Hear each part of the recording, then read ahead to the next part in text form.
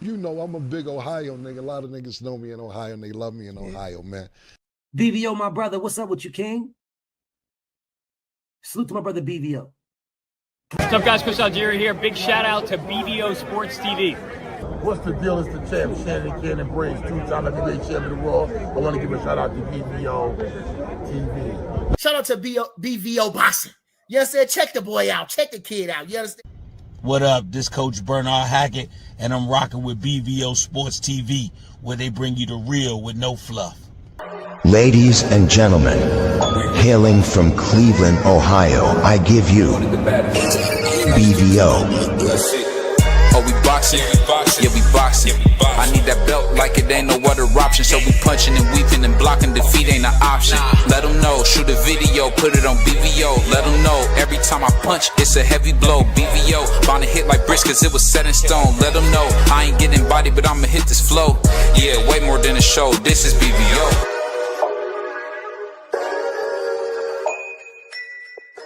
Miss BBO, what's that?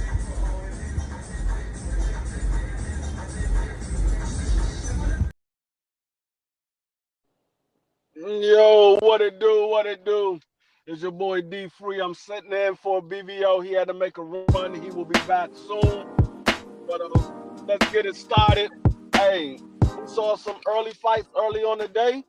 The Sation Moses Atana, and he did what I expected him to do.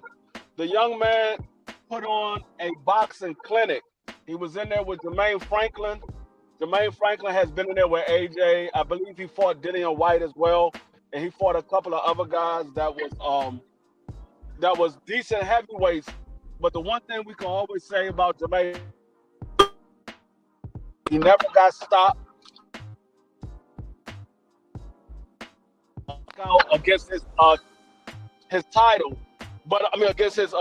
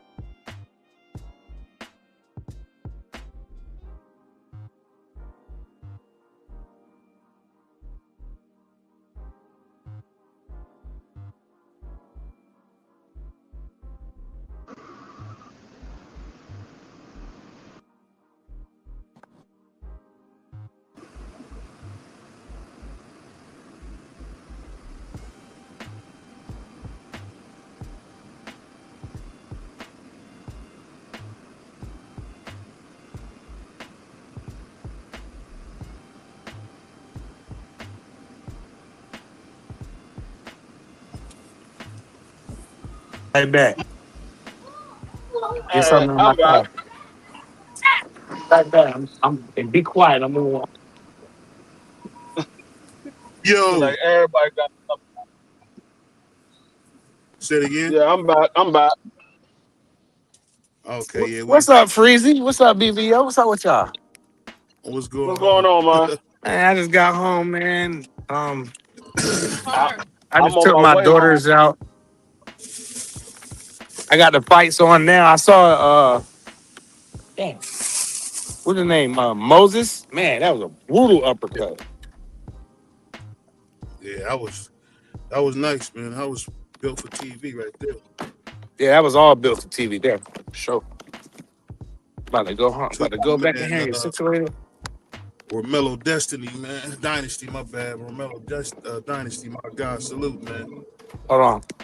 With all my friends, man, at the LDBC. Definitely salute to them brothers, man. But I'll say this though, man. I wasn't surprised what Moses did, but man, the way he hit your man, I didn't even think he was hurt like that. Man, I thought Jermaine was gonna win that, but Moses, I ain't gonna front though. He definitely impressed me tonight because I thought Maine was gonna do his thing, man. But Moses was better. I'm not mad at. Like I said, whoever was gonna lose, I was gonna still rock with them and support them. It don't matter. Yeah. Yeah, for Hey, sure. man, Moses, man, Moses, he's a problem. Everybody's gonna beat Moses. They gotta fight this man now because he's only getting better. He's getting better, and no, the boxing display that he put on Jermaine fight ridiculous. Dog, that joint wasn't even fair. Like I've never made Franklin be overmatched the way he was in Not this like fight. that, Free. Not with his Never. amateur pedigree and all that. Like, the stuff that he's been through. This is his whole career. I didn't expect him to get off like that. Like, and I then mean, when I you thought when it, when you I thought it text was a like, close yo, fight. man, I thought I thought Jermaine was gonna do his thing, bro. I thought he was, bro. I felt like I, he's gonna just have a little bit more experience than Moses, but I was wrong as hell. I mean, I said Moses was going to make a statement. He was going to. It would have had 6 rounds, but I expect Franklin to do a little bit more than what he did. I guess Franklin must have felt that power, and he was hesitant for the rest. He felt that Yeah. power in round 1, and he was like, "Oh, nah, this dude Nope. is really." He said, "I thought they was playing." No, he He got really in there. was. He kept. Yo, after that first round free, he kept his hands in the pocket until the fight was over. To the sixth Yeah, round. It's like the he wanted uppercut no that he parts of did. it. No, that uppercut, the right after uppercut, like Franklin was trying to hold him. He took a step And he back, just pieced caught and him. pieced him. Oh my God. And somebody trying to hold on to you, and you kind of like hunched over, slunched over, or whatever, and they step back and hit you with an uppercut, bro. Ain't nobody ever got up for nothing like that. No, I Oh, was that like, was oh nasty. my God. That I thought he took his he head like off, but I thought it was free, man. no, Man, that was crazy. no, no, I don't think anybody at heavyweight is going to beat Moses, dog. I don't think Uh, Usyk, none of them dudes is I going think to beat Usyk can Moses. do it. Nah, He not gonna Usyk's fight a uh, lot. Usyk though. Usyk's smarter than uh, that kid, Moses. no. He's smarter. I'm telling you, don't want no parts of Moses, dog. I'm trying to tell you, What about he's Muda different. Gassiev? He's different. Oh, if you say that dude one more time, if you bring up that dude one more time, You gotta watch him fight, Free. That dude can fight, bro. You gotta But watch I him, don't man. know though, free. Like Usyk a little bit smarter, But you're not wrong though. it's But Brother, he not about to fight no Usyk, man. That's he's not a, happening. he's the he's the WBO interim title holder. I'm about to say why he not? Ain't he the? I thought he was a WBA, but it's his WBO. But He got the Might fight WNBA. Wilder I and mean, he them. got the I mean, Tam Wilder, but that's about it. WBA intercontinental title, but he got the WBO interim title. mm, He got So he that's got for Tam Wilder's belt. That's for Fabio's belt then. but he is ranked in the WBA though. is ranked number 1 in the WBA. So he can be called as the WBA or the WBO. He could be called a bantamweight for either one. Well, I know you hate his name, but Budak is number 1 with that regular championship. So we're gonna see what happens with that. For the WBA. If Usyk have any chance of beating, is tomorrow. If he let that fight go tonight, he ain't winning against Moses. He got to fight him tomorrow. That's why he got a chance. He got to fight that man tomorrow. Damn. I can see why you feel that way. That was a spectacular knockout. Did I realize that was only his 14th fight? Yeah. That was only his 14th fight. He looked like a seasoned veteran in it. There was moments where he left himself open, but he knew that Jermaine had nothing back. So he did it on purpose to bait Jermaine in. And Jermaine just wasn't trying. Nah, no, I know what you're trying to do. Trying to set me up. I'm gonna let this go as long as I can because I know if I get caught with something, I'm going down.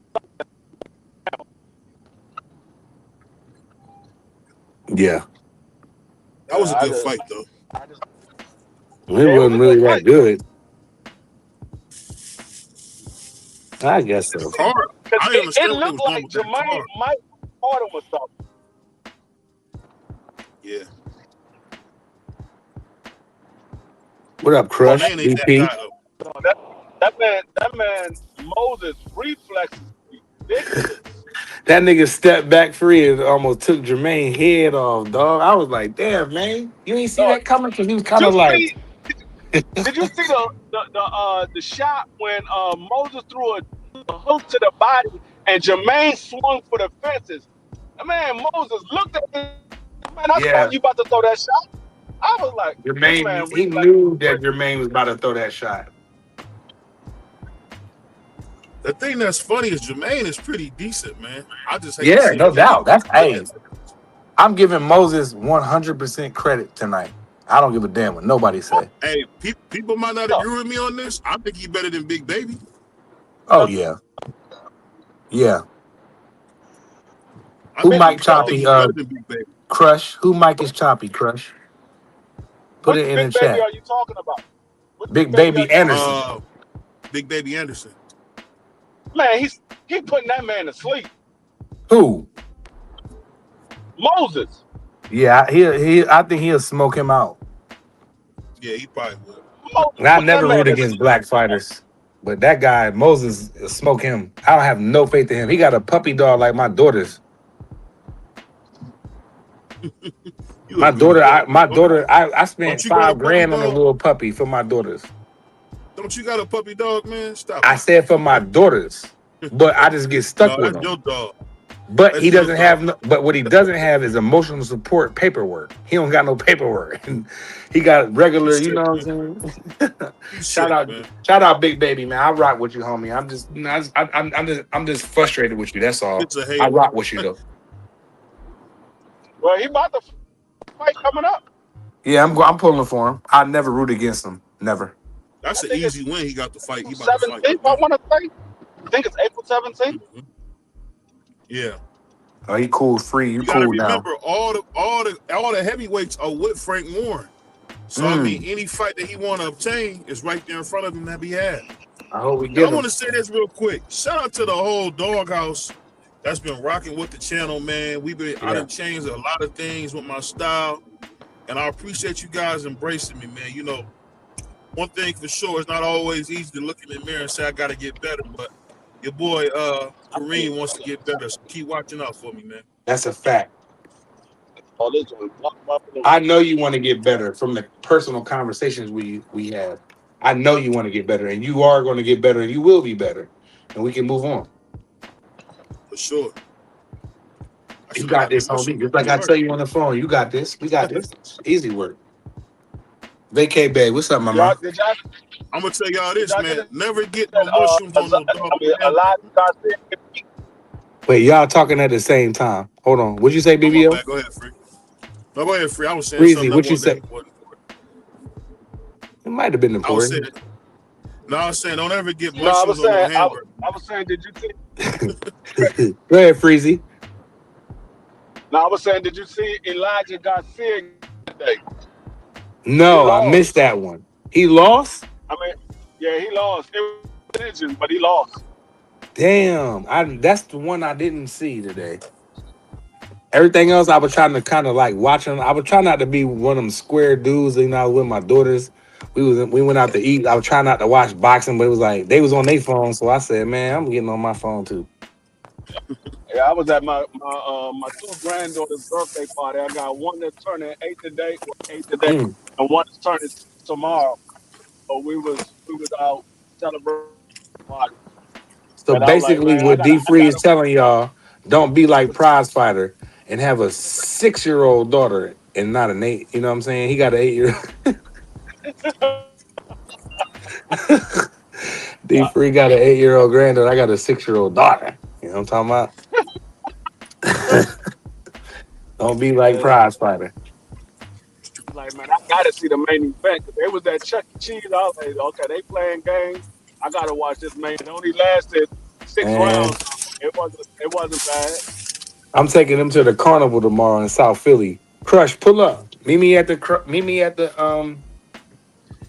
South Philly, by the stadium, the carnival. I'm gonna be out there tomorrow. Pull up.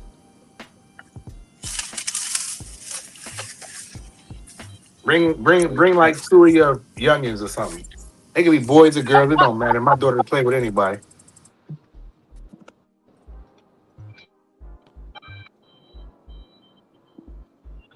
Yeah. What y'all gonna do? What y'all gonna do when I go? What y'all gonna do when I go live next week? Y'all pulling up or no? I'm gonna go live and I'm gonna turn it up a notch. I need my brothers to pull up, turn up with me. Oh no, I don't even. Matter of fact, I don't even. I'm not even. What is your channel? Subscribe to your channel. My channel is my name, fool. Okay, I gotta subscribe to your channel because Yeah, pull up. I. So you can. I'm gonna go Sure. ahead and cop the StreamYard for us, and that way we're in control of everything we do. And if y'all wanna, I don't know how to work this shit, so I know I was about to say her real name. Vacay gonna help me get straight and pull up.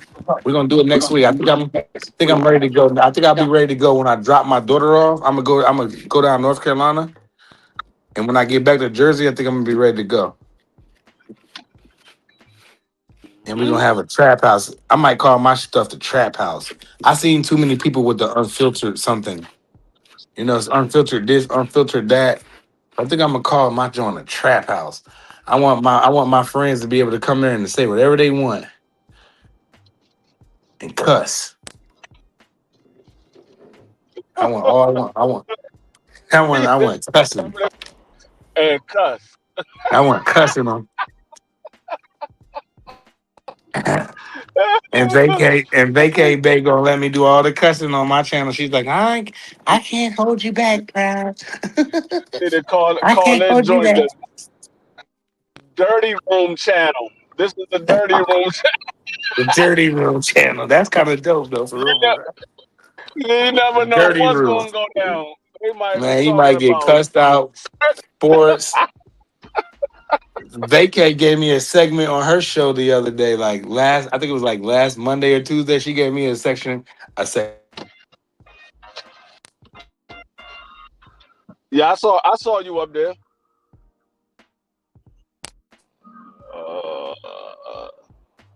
Nah, I gotta carry these 17,000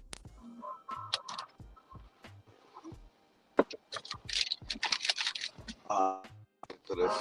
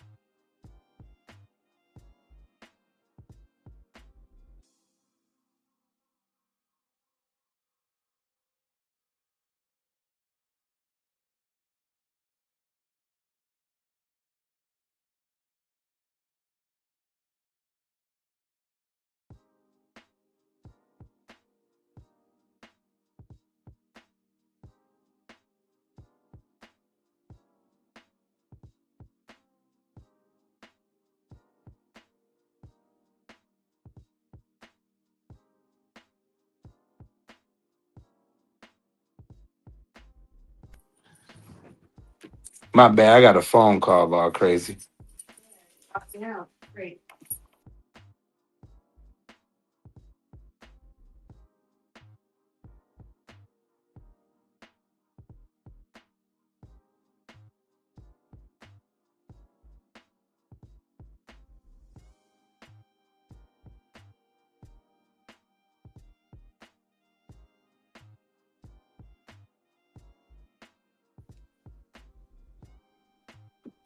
I can't hear nothing. They on mute? What happened? Yeah, I'm back. I had a phone call.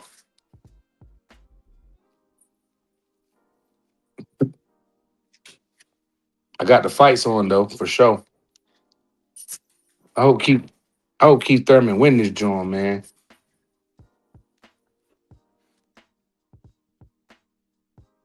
Oh, my brother's on what they on mute? What vacate, what they on mute?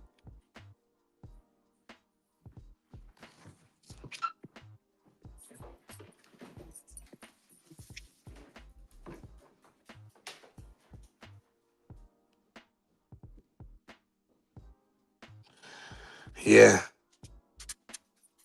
Oh, they cut out. Damn.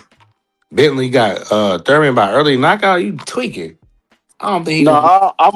I'm on mute. I'm getting these bags out my car. All right. I didn't know I was gonna make. Hey.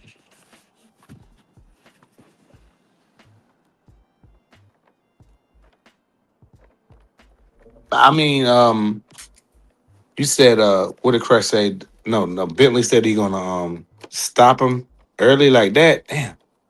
I don't know, Bentley. Early stop it. I think Fundor's a little bit better than that, but we got to see how Keith Thurman reacts. You know, he doesn't react well to body shots.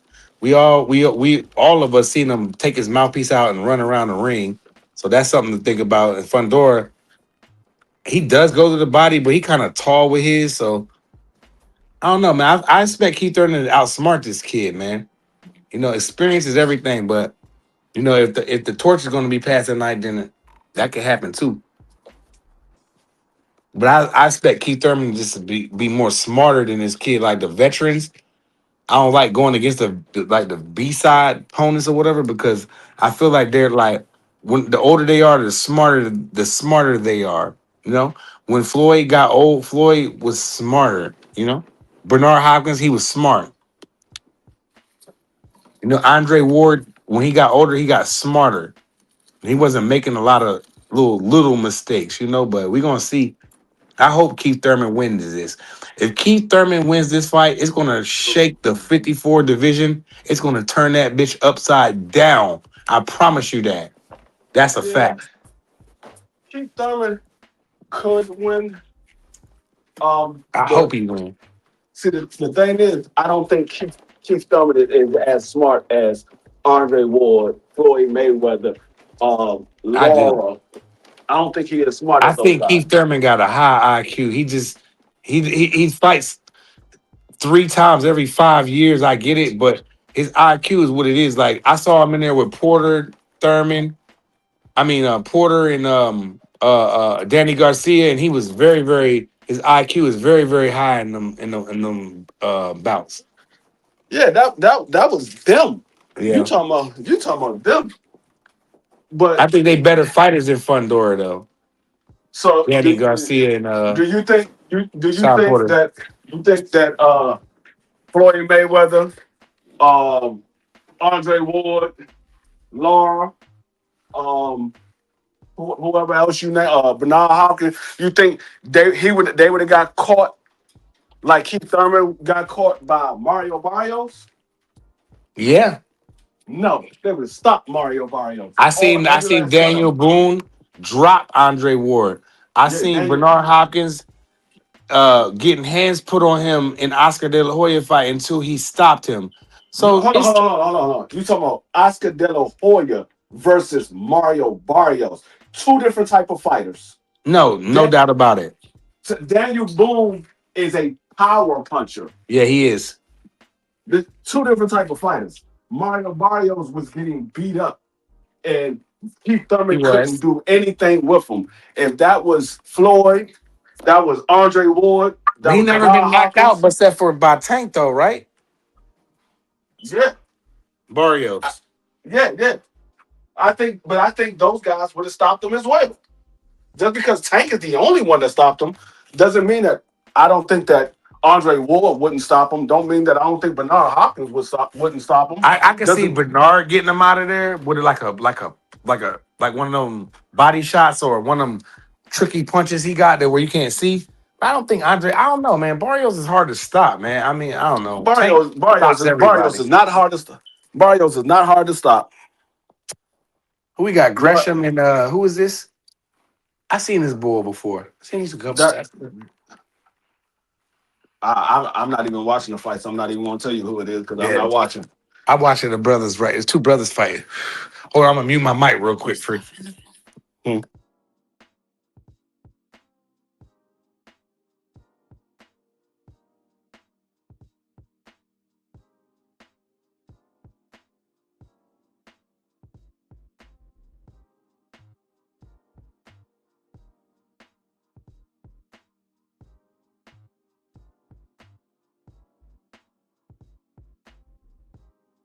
Yeah, but I don't think Keith Thurman is on the same level as ring IQ and ring generalship as those guys. I don't think he's on the same level. Now he's a smart individual for the level of fighter that he is, but I'm not putting him on the level of no Andre Ward and no Floyd Mayweather and no Bernard Hopkins. Hell no. Keith Thurman is not on that level as far as ring IQ and ring generalship. He is not on that level.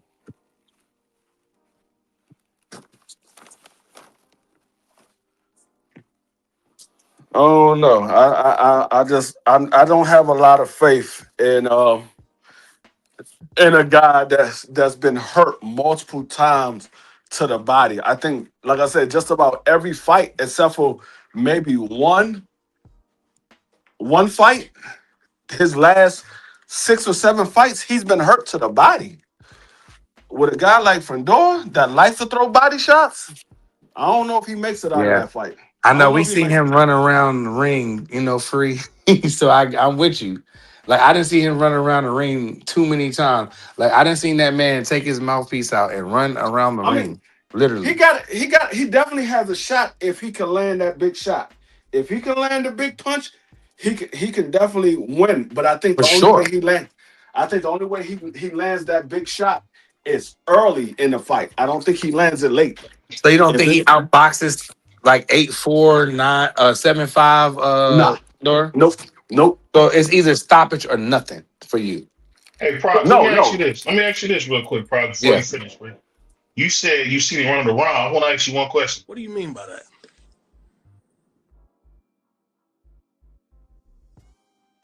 What was that? What do you mean by that? You saying you seen a man run around? What do you mean by that? I seen that man take his mouthpiece out and run from Pacquiao. I seen that man take his. I'm here to tell you right now, we don't care. Let me tell you. We don't care. We don't care, man. I just want you to know that right now. How you don't care? And the man is about to fight tonight. How you don't? You got to care about this stuff. The man ran. We seen him run. He did not run. He did not run. That's called boxing. Insane, man. Get your boy, Marky. Get your boy. Marky, get your boy. Man, salute to the brothers on the panel, man. Salute to everybody, man. Salute to the STN, man. Yeah, man. Shout out LDBC as well, for sure. Hey, what's going on, Insane? What's going on, Marky? Salute. Man, it's another day in paradise. I love how y'all doing y'all sports thing, man. I definitely appreciate sitting back, watching it, listening to it, and watching it. Y'all definitely very knowledgeable when it comes to them sports, man. So I definitely appreciate y'all effort towards it. Yeah, we appreciate you, bro. Go live more and talk about basketball and football more. Yeah, I always catch a replay. I be mad as shit when I be missing your live. Hey, I was just about to say that every time I end up seeing a notification is after he already ended. Yeah, I'll be like, yo, well, they be hating. They be straight hating. Because you know what be funny? I don't never get his notifications. Who be dogging him? Undisputed. Oh my God, he be getting smashed on Undisputed. I've seen D-Man beat him with a dude with no shoes on. He whipped him on camera last time, didn't he? No, D-Man beat him with a dude with no shoes on, man. That's hold on. Look, hey, the crazy part about that. BVO, you need to tune in more because I knocked D-Man out 6 consecutive times in a row. Literally, like consecutive. I seen a bitch with a dude with no shoes on. Why are you talking about? I think I forgot about that. Yeah, it was the past. That happened. Dude Oh, had no shoes on. and the brother had shoes on, man. He talking about Jack Johnson, y'all. Jack Johnson had no shoes. Man, Jack Johnson with some wraps on his feet. Nah, man. Don't do that, man. That's crazy, man. He some wraps on his feet. But and I mean, my man the same did. Jack Johnson is an all-time great. Definitely. We're not sleeping on Jack Johnson. I'm just saying the fact that they did my man with no shoes on. Them UK dudes did the dirty. Yeah, they had shoes at that he time. Has shoes. He has shoes, man. He got shoes on. But actually, I got Fondora winning this fight too. I seen Keith Thurman actually run too. I don't have no faith in Keith Thurman. Plus, Keith Thurman can run around the ring, but Fondora is so lengthy and long. It's like, where you gonna go? The dude can throw a punch from half. You know what I'm saying? From the other side of the ring. Where you gonna run to? Yeah, that's what I said. That's why, like, Fondora take 2 steps. He's already in Keith Thurman's chest. All he gotta do is take 2 steps. I seen that fight. I ain't gonna lie. And Brother Greg's my guy. Dude was whacking him. I mean, I thought Greg did good, but that white boy was whacking him, man. That was a fight. Shout out to my man G Hack on the close decision loss, man. But dude was punching. I saw my brother John and dude. I got Fondora as well, but I ain't gonna lie. Thinking about it, I'm rooting for Keith Thurman. I would like to see Keith Thurman put that big lanky dude to sleep, and then stun on everybody, and get on that mic and talk about y'all. What did Geno Smith say? Y'all wrote me off. I ain't right back. I could already see that already, man. I'm not. Epic. I wouldn't be mad if Keith Thurman win. I just want to know if Keith Thurman does get the title. Will he fight somebody like a Jerome Bucenis? Will he fight a guy like Virgil Ortiz? Because we seen Keith Thurman avoid guys. So I just want to know, would he want to fight these guys? Will he fight again? Will he fight again? Will he fight again this year, Free? Free. Who did we see him avoid? You know, he took He took Danny. No, the man avoided Earl Spence. The man avoided Jerome Bucenis. What are you talking about? He did not. Man, Earl never won that fight. What are you? Y'all love doing that, man. No, Earl wanted to fight. Earl wanted to unify the belts. Keith Thurman said, no, he's not fighting him. Even Floyd said, well, if you want to fight with me, go beat Earl Spence, and then I will fight you. He said, no, I'm not taking that fight. And that's a fact. And that's why Earl said, I will never fight Keith Thurman. That's why Earl said I would never fight Keith Thurman, because he never wanted to unify the belts with Earl and give Earl the opportunity. Keith Thurman was the bigger name at that time, and he didn't want to give Earl Spence the opportunity. So Earl said, I'm not giving him an opportunity. I ain't gonna lie, man. Earl was a prospect when Keith was fighting. I can't believe y'all talking about a dude from the Olympic team didn't want to fight a dude who was a prospect fighting nobody back then. I mean, you ain't got to believe it. That's just what the facts are. Those might be the alternative facts. I'm talking about the true facts was we see Keith Thurman take Danny Garcia's. Oh, Danny was the man that went for it. And that's okay, but when Earl Spence got a title, like he told him to get one, he still turned down the fight. Now you say alternative facts, but no, the facts are the facts and the writing is on the wall. This stuff is documented and on video. You can't say that didn't happen, and it did. All I'm saying is this. As Earl Spence say, what, he gonna catch another injury? You gonna be injured again? Earl's funny with that. What Earl say, who that goofy dude? Who's that goofy dude in the white shirt? Bentley, Floyd didn't throw Spence's name in to avoid him. He did the same thing to Canelo Alvarez. He told Canelo Alvarez, go beat Austin Trout, I'll fight you. Canelo Alvarez went and beat Austin Trout. Floyd fought him. This ain't something that Floyd did just for Keith Thurman. He did it to Canelo. Canelo did it, and Floyd fought him. Not only that, you can't say Floyd avoided anybody at that age. That man's 37 years old. He was the king of boxing for almost 20 years at that point. He didn't have to fight nobody else other than Manny Pacquiao. So Keith Thurman could, just like Free said, yes, he Keith did. Keith Thurman could have fought Earl Spence and potentially have got that fight. Because Floyd kept his word with Canelo after he. Why did Floyd fight Kell Brook? Why did he fight Andre Berto instead of We're not talking about those guys. We're talking about Keith Thurman. We talking about Keith Yo, you Thurman. really thought Why about you Even if bringing we up? were talking about them, he didn't have to fight those people. We're not talking about those guys. We're talking about Keith Thurman. You said Keith Thurman ain't avoid nobody. I'm showing you where he did. You want to bring up Kell Brook and all those guys. Floyd is not on the daggone hot seat. It's Keith Thurman. Yeah. Hey, yeah, y'all going crazy, man. But that's what That you want boy is brothers wild. to go at one time. I don't know. I feel like this when you get this knockout, man. I can't wait. What are you talking about? Hey, No, BBO. hold on, Bentley. How can Keith Thurman be a champion and be a mandatory to Floyd if he's a champion? He ain't no mandatory if he's a champion. That's a fact. Oh, he was number one at WC at the time.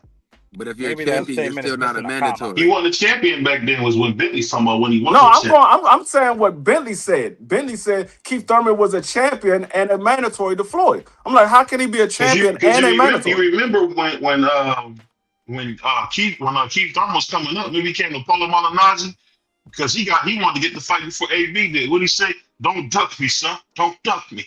I don't know what y'all remember, man. I don't know if y'all remember Keith That's Thurman was Paulie. That ain't got nothing to do with Earl Spence. That's Paulie. He knew Paulie was easy work. Paulie, the 2 division champion, is easy work. Easy work for Keith Man, Thurman, dog. Everybody knows You that. gotta stop with this. Yeah. Man, you gotta stop all this Everybody talking. knows that. That man is easy work for Keith Thurman. But who? Paulie? Paulie. Oh yeah. Paulie. Yeah, for sure. Paulie That's why he easy work told for Paulie nobody. don't duck him. He knew Paulie was But easy nobody work. knew. Miguel I didn't Cotto. know Sean Porter was gonna run through Paulie like the way he did though. I thought he would beat him, but I was like, he probably beat him in 12. Sean Man, Porter Paulie was really, old, man. Stop it, man. Stop it. man, he wasn't old enough to come and Don't beat forget, Zabba. we seen Sean Porter crawl the ring like a girl when he fought Terrence Crawford. So I ain't trying to hear that. I Man, mean, everybody crawl out the ring like a little girl against Terrence Crawford. How many dudes Terrence Crawford knocked out at 47? Like 10, 11 in a row? I'm talking about the fact that he quit. He quit. Forget knockout. He quit. He quit. His daddy pulled him out. What do you want him to do? What my man Water said? He quit. Floyd didn't fight Keith Thurman the same way Keith Thurman didn't fight Earl Spence. Earl Spence wasn't even a name. Y'all going crazy. He had a belt though. But BVO, can I ask you a question, BVO? He wasn't a name to you, but he was a name to Keith. He didn't have a belt back then. He wasn't a name. What's the big deal? If he's a little pup, go get him. He's not Nobody knew who he at that was. time, right? No, hold on, BVO. He wasn't a name to you, but in the boxing industry, Earl Spence was a name. That's why Keith Thurman didn't want to fight him. That's why Floyd. That's why Floyd. They never gave That's him why credit for beating Floyd put him out there. Floyd said, "If you want to fight me, go beat Earl Spence," because Floyd knew Earl Spence was a monster. Because Floyd had just fought Earl Spence. He knew Earl Spence was a monster. So he might not have been a name to you, but in the boxing industry where these guys know each other, they knew what Earl Spence was. He was on the Olympic team. They knew what Earl Spence was. He was an alternate, man. He wasn't that guy, but okay. Man, he wasn't that guy, so okay. I like all y'all got these alternative facts, dog. Man, you BVO, can I ask you a quick question real fast, BVO? Hold on, he wanna come on, Mark. You both know he was an alternate, was he not? Yes or no?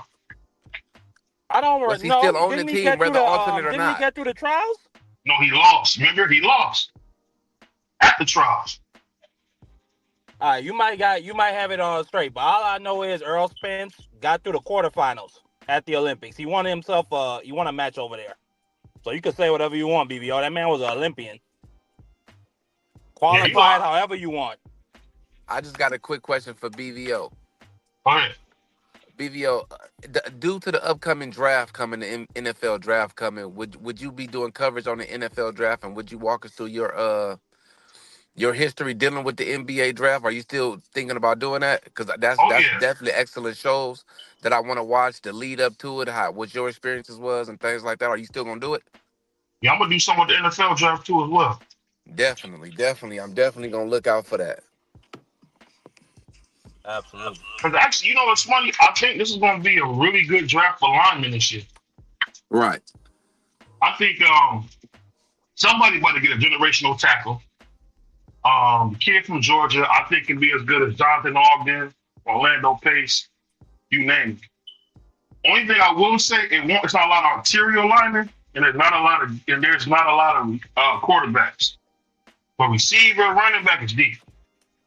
Well, the thing that I want to know, BVO, is I just want to know your process and going through the process and what they're going through, the documents that they got to sign, the team that they got to go work out for. Like, if you can you just walk us through it step by step when you do break it down, like on what we need to expect and what happens? That's what I want you to talk about.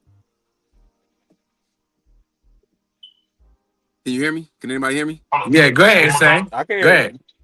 Oh no, I was just saying I wanted him to just give us his stories about his drafting, going to different teams, working out, the interviews, the out interviews, I just want, if it's in depth for a person that went through it, and it'd be better for him to elaborate what's going on, so we can put ourselves there, what went on in his shoes. So I think that'd be some great shows. Oh yeah, one thing I will say, I'll give you a sneak peek. It's a meat market, man. It's all about, did you hurt your hip when you was in third grade? Do you have bone spurs? Just a lot of questions. Like, they want to know if you fell in the park in kindergarten. I mean, which makes sense because a lot of guys have a lot of pre-existing conditions, and they always, mess with their career. Like guys that have heart murmurs and hide it. Just a bunch of little stuff like that. You know what I mean? Right. Like you'll have a dude who will tell somebody they got a heart murmur, stuff like that. That's a big deal. You should let us know that. You know what I mean? See, that's the backstage stuff that we don't know about and we don't get a chance to see, but you actually going through the process and elaborating on that, leading up to the draft, man, that's perfect, man. That's the best thing we can possibly get as fans of the NFL. Oh yeah, did you do any of those big time camps, BVO? Because I always wanted to know what the dynamic was between the linemen who were competing, whether it was friendly or y'all were really in that type of mindset, like I'm about to dominate one of these dudes. Well, I've never been anywhere where it's friendly in sports. So if that says anything, I mean, because you got to remember, most of us, it's not really the case anymore. Because I've seen the process has changed. A lot of kids are coming for money. But some kids was really coming with nothing. I'm talking about like dudes would have to share shoes, dudes would have socks. I mean, to buy a size 18 cleats ain't cheap, bro. You know what I mean? So I've seen dudes really, it's sad to say, but I've seen some dudes really, really doing bad playing, man. Like I used to be guys who would take money from the camps. I mean, take food from the camps to take home because they didn't have no food in their fridge, man. It used to be pretty bad. But that would fuel those guys, right? Like they would come out and get their best. With that type of motivation behind them. I'll tell you this. One thing I did learn early on is that when you playing ball, that you got to understand that it's not about knowing just the plays. It's being able to execute when you're asked to. That's a big thing that they want. They want to make sure that you know what you're doing. If I say the pass protection, as I say, it's a run block, right? To the left or the right side. They want to make sure you know your job and everybody else's job on the field. So knowing routes, knowing if the tight end's going to block, knowing if if need be, the running back are going to pass protection, things like this. It's a lot of nuances, man. And I think my favorite part was when I got to meet my hero, OJ Simpson. That was amazing. And the only reason I say that about OJ, because that was somebody that my uncles used to talk about a lot, was OJ. So when I met him, I couldn't believe it. He was such a nice guy. But shout out to Rodney Harrison. He was a really good guy. I think he's from Long Beach. And he would come to Cleveland. Say it again? Him and Willie McGinnis. I meant to say Willie McGinnis. Willie McGinnis, Rodney Harrison. They both not Rodney Harrison. Willie McGinnis is from Long Beach. My mistake. Yeah. And Willie would do stuff like come out. He would buy the kids. You guys remember the A-Rest jackets? He would give all the kids A-Rest jackets. I don't know if y'all know what that is, but that used to be a big deal back then. Me and Pryor used to wear those in the early 2000s. Yeah. So just imagine being 10 years old, 12 years old, getting a leather one. You know, that's a $300, $400 jacket, man. I've seen dudes, to tell you the truth, I've seen guys, man, that I thought wasn't going to be good, and they'll come back the next summer on a whole nother level. The best player I ever seen play is a guy named Chris Wells. Him and Mitchell Trubisky, Mitch, were probably the best players I've seen. Mitch won Mr. Ohio 3 times. To break into the class and doing that, like if somebody becomes like a McDonald's All-American and they not in that class, that's hard to do. So that tell you how good Mitch was at that time. But yeah, football was great, man. It was great. Yeah. I was able to pay some bills and Yep. buy myself a house, buy my grandma a house. It was great, man. It was I great. ain't never getting to do nothing like that. Shout out to my brother Gap. I got some stories I wish I could tell, but I can't tell. Rest in peace to my brother Gap. We had a good time. One time my boy Gap was going crazy at the bar, and I seen the man literally try to drink the whole bar by himself. Rest in peace to my brother Gap. That was a good time, Rest man. in peace, Gap. My brother, and it's the funny thing about it. Shout out to Gap. I don't know if you guys remember Sears. Sears, he went to Sears and put brakes on my grandma's car. Shout out to that was my brother, man. Our brother put some brakes on my grandma's car, man. So when I got my chance, I really tried to bless him. You know what I'm saying? All he wanted to do, he never wanted no money. He just wanted to come along. That's cool too. You can Yeah, get a car. You can get a car and a condo out of that deal. Just being regular. Don't ask for nothing. This is gonna sound crazy to you, but Gap had his own money. So if we went somewhere, he'd just fly out or drive out. Yeah. And wouldn't want nothing. He just wanted to be in the mix. Yeah. I I had people that I hung around like that when I was younger. They didn't give a damn. They can cover their own bill. And I was like, I don't bother nobody. F it. You know what I'm saying? So yeah, but shout out to my man Sean. I wasn't buying houses like you though. Shout out to my man Sean. Slept on my floor for 4 years at Bowling Green. Shout out to my man Sean. And then he did it again with Kareem at Toledo. So he's still with my man Kareem now. So shout out to my brother Sean. We had good times, man. We definitely need to show about Bowling Green and the college experience as well, BVO. We need those shows. You know what's so funny about you saying that? I was thinking about that. Go ahead. No, I was gonna ask, was y'all winning at that time? We was in the MAC. We were doing well enough. I won't say we was winning, but we went 8-7. We went 8-5, 9. That's bowl game. We would make a bowl, but we wasn't like. Yeah. You thinking about? See, that's before my time. You thinking about like in 99, 98 when Urban Meyer was there, and it was like damn near college championship level. No, we wasn't that. When he went to Utah, I know what you're thinking about. Yeah. You thinking about? No, we wasn't good like that. They had the. No, I'm just talking about like 7 wins team. Like, did you get to do this? Oh yeah, I never was on a bad team. I never was on a bad team. I never on a team that lost a bunch of games ever.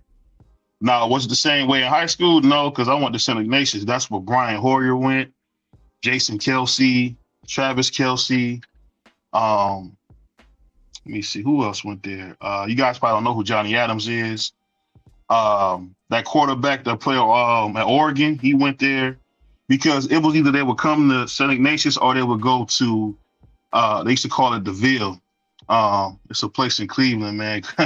Greenville. A lot of the kids in the hood will stay in Greenville, and those kids that went to the Catholic school went to St. Ignatius or St. Edwards. So it was cool, man. Because the kids in the hood, they can play too. My guy. I just wanted to know BBO's experience. That's all. I ain't shading my guy. When he laid them shows down, we definitely going on tune in. But hey, I'm gonna get back at y'all, brothers. I'm out with the wife enjoying the night, man. If y'all back, I'm gonna get back in like an hour or so. If y'all still on, I'll jump on with y'all. Insane. Salute, man. Hey, Insane. Talk real quick. What's y'all gas for regular out there right now? In Cali? For my East Coast people. Jeez. Oh man, we playing like $6 right now. That's crazy, it's like 5.78, something like that. What's $6. premium? Oh man, you definitely gonna touch like almost 7, almost. That's crazy. Yeah, it's ugly right now. Salute to the STN though, man. Yeah. I'll be back later Appreciate on. Shout out to you, brother. Appreciate you. So, hey, because I looked at the day, diesel was $5.21. I'm like, damn. $5.21 where? I didn't even get an answer on that. That was my next question, but Boy, Trump ain't playing, man. That With nigga that gas, bro. That nigga prices about to go through the roof. And Y'all hear me? everything. Yeah, I can hear you. Go out and come back in. No, keep going, Mark. Hey, No, I was just Prize. gonna say. What up? Go ahead. I'm trying to find your page, but I don't see it. Vacay, put my page in the chat so Free can click it for me. That was crazy. Let me see. Prize fight. That was crazy. No. Vacay, drop my link so Free can Hold on. I know. No, This this get to access to it. I see another prize fighter, but they got 841 subscribers. Now they tweaking. I'm gonna change my name then. Yeah, there's another prize fighter. He ain't been longer than me though. I had that name back when I was playing Fight Night. When I was whipping ass on Fight Night Let me on see how long PlayStation 3. I got proof of it. Oh, I got hey, screenshots of all my stuff. He had this name. Well, I don't know if he changed the name, but he's been on YouTube since July 6th, 2018. So I don't know if you was on before 2018. then. I can go back to my channel. I changed my name because I didn't know how to work YouTube, so I had my actual real name, my first and last name on there. So when I started commenting, I was like, damn, this shit got my name on here. I gotta fix this. You know what I'm saying? If I go back to that, it probably be longer than that, dog. Real talk. I'm from the beginning. I'm with you. I'm your age. You know what I mean? I was from the beginning of the YouTube. I'm from the beginning. Yeah, I see another prize fighter. He got 9 subscribers. Yeah, that ain't me. Look, there it go. Vacay. Appreciate you. All right, I got you. Prize fighter TV. And when I go live, I'm gonna have the what kind of doghouse? I like the doghouse. I gotta have a trap house. I need where we gonna be able to cuss. We're gonna be talking about corn stars. We're gonna go crazy. It's gonna be amazing. You wild boy, man. You wild boy. It's gonna be fun. Getting teddy bears almost got Clarissa too, man. You a wild boy. I didn't know she could run that fast. I was shocked. We only lost to Pacquiao.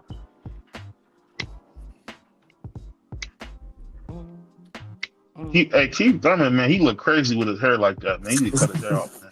I swear to God on my soul, I was just looking at his haircut right now, bro. He look crazy. I got you now, Prize. I got you now. Yeah, you see, that's why your name is Prize Fighter TV. That's why. Yes.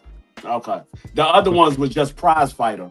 Yeah, they ain't no real. They ain't, man. Come on, man. Oh, they got cussing over there. Lee, that's a half-court violation on Keith Thurman. We gonna have cussing on. We gonna have all the cussing. Hey, that's gonna be right up Marky Dan's alley. Yeah, I can't wait till Marky Dan. I'm gonna let him Marky loose. Dan love the cuss. Oh yeah, all that. Yes, Marky I cannot wait Marky for Marky Dan to come. PG recently, but yeah, I wouldn't. No, but I'm about to let him out of this cage. I'm gonna let the real Marky Dan come out, and you're not allowed to talk in English accent. You're only allowed to cuss. Absolutely. I'll be over there cussing up a storm for you. But you got to do it in your natural language. Native tongue, man. Now shut up. Saturday night. I worked all week. I'm excited right now. I'm in my bag. Man, Jody say so.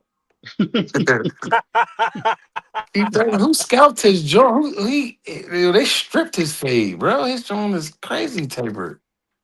I guess they did it good. I seen that Keith Thurman worth like $10 million. I didn't know that. What? He probably got way more than that. Keith Thurman seems like a smart guy with his money to me. He seemed like he would get a bag. And you see what D3 is. This is D3 department. How many times has he fought in the last 5 years? 3 times? Something crazy like that.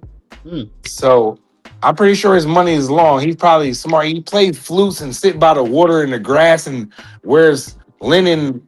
You know what I'm saying? Them kind of guys, they don't be on them big houses, Ferraris like Earl and Charlo and them. You know what I'm saying? Keith probably don't got a Ferrari and all that. He probably don't believe in it. But he probably got a decent house and long money, but he just don't have like the, can I say it, BBO? The nigga shit to go along with it. That guy Keith Thurman is driving the same 2010 Jeep Wrangler he had. That's what I'm saying. That's what I'm saying. Okay? And he live in Florida, Prize. No income tax. So Right. all those bags and checks he took from boxing, he took all of that home. That's what I'm saying. And he ain't been in no divorce. I don't think he got any I outside was children just either. about to say he got his wife seemed like she got her head on her shoulders and she doesn't. I I don't believe never she's hear from her. right. Never. She's never in his business and about. You don't even know what she looks like. And I believe she, I believe she does something good for her career as well. You know what I'm saying? So that Who makes you it a talking little about? bit. Keith Thurman? Yeah, Oh, his wife is paid. She was already paid that's what I'm before she saying. got I with think Keith Thurman. that's what I'm saying. I think his wife is into something a little bit bigger than what he like when he came up when they met. She was already had cribs, cars, vacations, and all that stuff. He didn't take her anywhere. She was already flown. She was already there. You know what I'm saying? And They did say his net so he worth don't was need to only fight 3 like million. that. Oh wow, he got a That's what I'm girl saying. from Nepal. He got a girl from out there in the subcontinent. A Yeah, nice little Muslim Where's, chick. She where's that? What's pretty. the Paul? She's From from India. India. She's from India. That's why No, he she's got into Nepalian. that No, yoga that stuff. no, she's from Nepal. That's Yeah, Or she's from Nepal, next to Nepal. India. whatever that is. But that's why he got into that yoga stuff. Mm-hmm. Yeah, she pretty. Yeah. You like Chinese women, she's pretty. Huh? She got that Asian look to her. To me. No, she definitely a pretty lady. Yeah, she pretty. Yeah.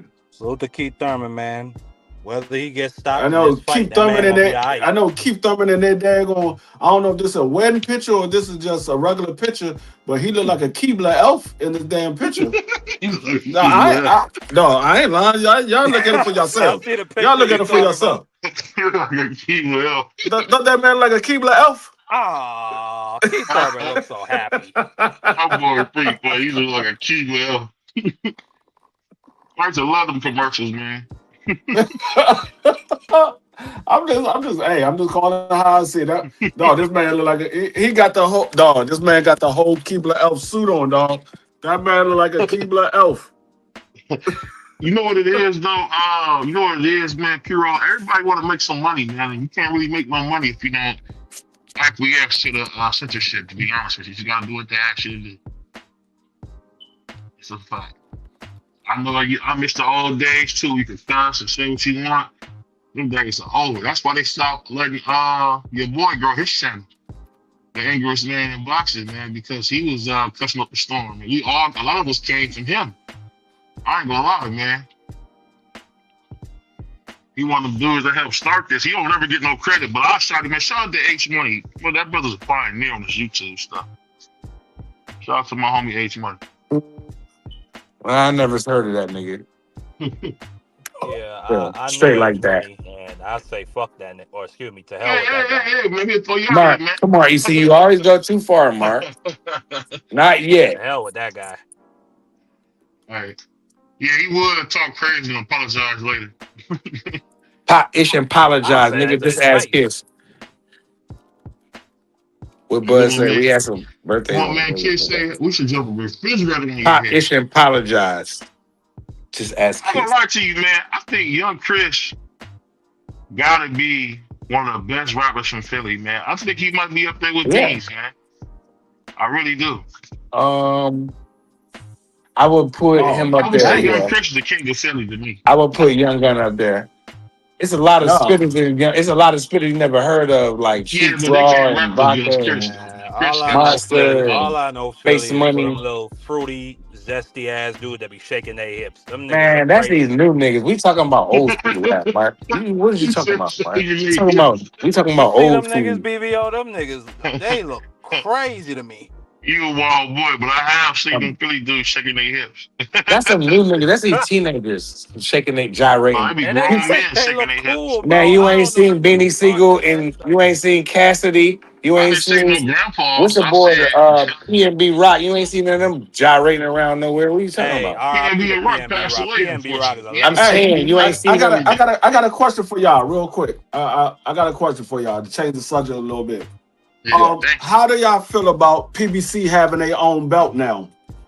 I told you I that don't mind Zupa it. created their own side of the boxing. When they created a new side of the street, everybody just going rogue now. I like it. After I know. sanctioning bodies. So we I went hope from they a all four become. body. I All right, hope look. within 5 to 10 years the sanctioning bodies become irrelevant and die. That's how I feel. You know what that means? Mark, listen, You know, we went from a 4-belt era to a 6-belt era, Mark. You realize that's what's just happening. But y'all don't be on that though. But Prize don't watch boxing. But I shut up. You don't. no, what that means is Brother, sit down. if this Ali Revive Act goes through, It's done already. No, No, it went through. It went through the Congress. It got to go through Senate. Man, Donald Trump is doing whatever he wants. He's about to print his own money. He can do. He's doing whatever he wants, like a dictator. Well, when this Revive Act go through, that means the promoter can tell these fighters who they can and cannot fight. It's over. Well, listen, it's gonna be if PBC decide to go the UBO route, they're gonna have to compete with Zuffa to pay these fighters if they want to keep them over there and fighting on their belt. That's what I'm saying. That's why they created that belt. Like, I personally, I don't mind it because I'm an MMA fan. I remember back in the days when it was Pride FC. Hold on. Right? You said you don't mind it. That's going to be worse. Let me finish my opinion, and then that's going to be worse than what we have now. Well, if you let me finish, you would know why I felt that way, Frilio. Golly, just ready to cut a nigga throat. God damn. Well, like I was just saying, I don't mind it because I remember that old MMA era where it was Pride, it was Risen, it was Strikeforce, WEC, UFC, and they used to coordinate with each other. They used to do they used to link up and do their own promotion. Put their guy against my guy. Yeah, and then the Pride champion would take the UFC belt and go back to Japan, and Dana White would be pissed. So he tried to buy out the whole Pride, and then found out it was a bunch of gangster fake contracts. They were paying all them dudes with cats. Like it was backyard fights on TV. Hey, Maki. I understand how you feel, Free, but I'm not perturbed by it. Maki, really all that sounds fine, but you don't think Dana White learned from that? He not letting them guys from Zuffa fight nobody else? Yeah, I don't think he'll do it this time. I You're think right about that. more than likely he gonna try to either buy out them promotional bodies or just wait for the big fighters from over there to for their contracts to run out and then try to get them. If that do happen, boxing is going to be much worse than what we have now because that's why I said, Free. We went from a 4-belt era to a 6-belt era. We're living in a 6-belt era. I'm not even talking about the belts. I'm not talking about the belts. I'm talking they about the created fact that, the belts, though. No, we already had 4 belts. I don't care nothing about the belts. Zuffa got a belt, and then now PBC got a belt. I don't care nothing about the belt. I'm talking about the fights.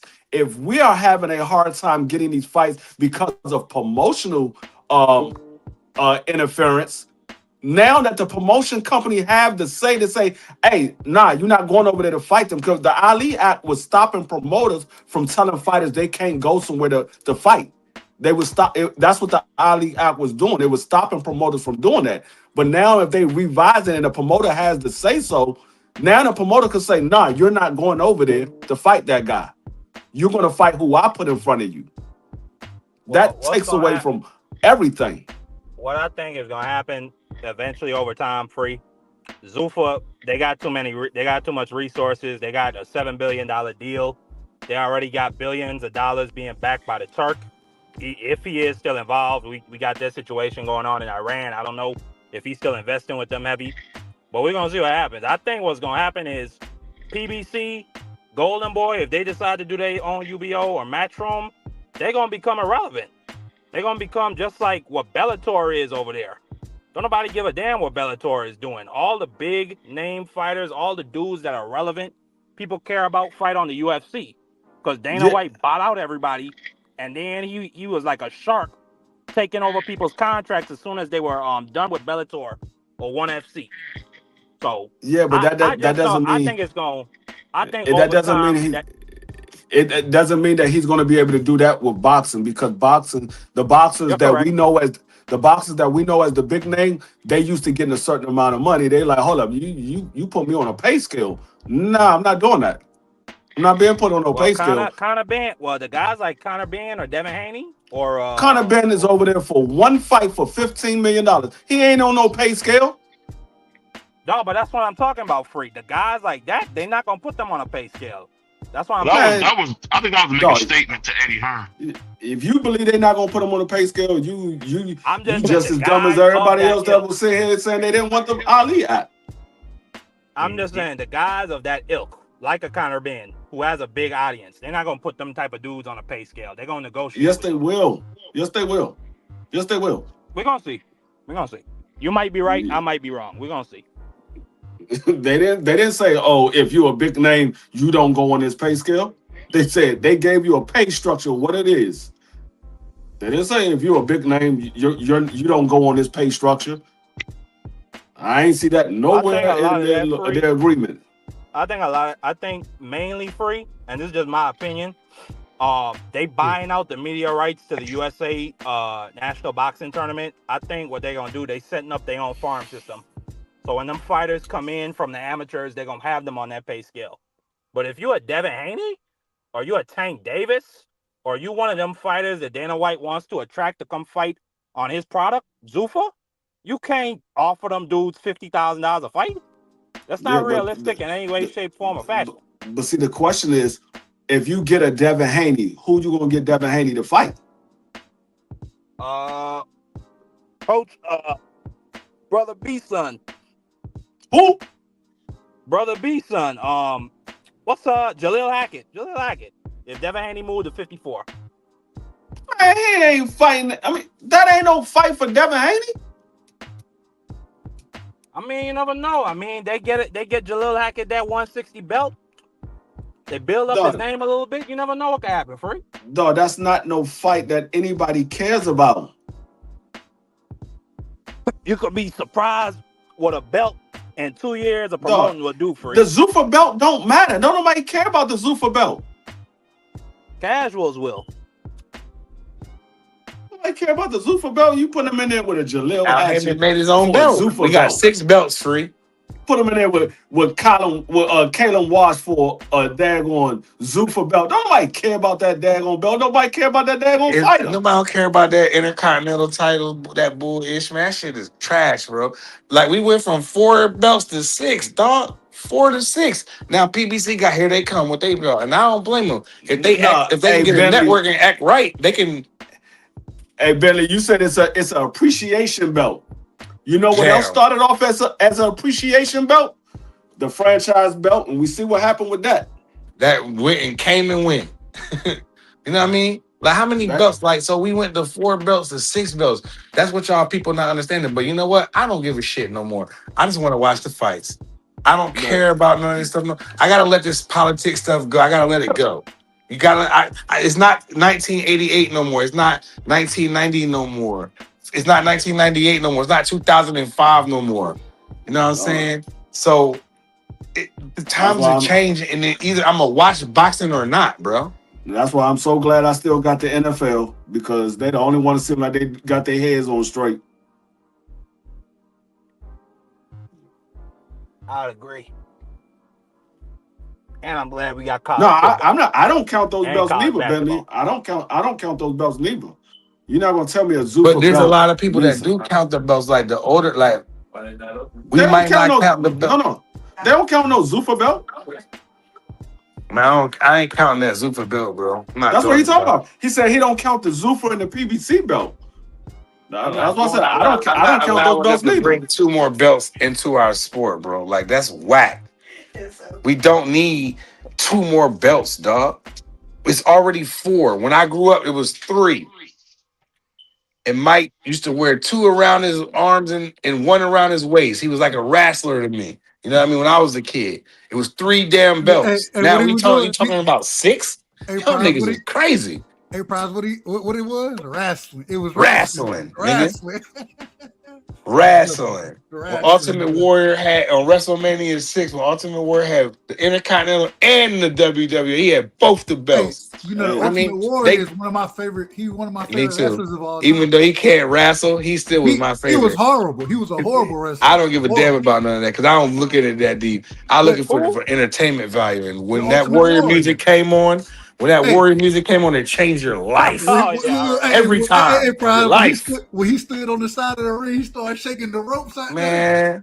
Yeah, I still think the two greatest intro songs is the Road Warriors and Stunning Steve Austin. When I hear that joint, what a rush! Yeah, that What a Rush was cold. I get excited that every What a time Rush I hear was that cold, joint. yeah. I get excited every time I hear that joint come on. When Stone Cold came on, he had the glass breaking first. When I was in Raleigh, you knew somebody was about to get their tail whooped. I went to Monday Night Raw, and when that glass broke, and nobody knew Austin was gonna be there. The Rock came out, that was pretty cool.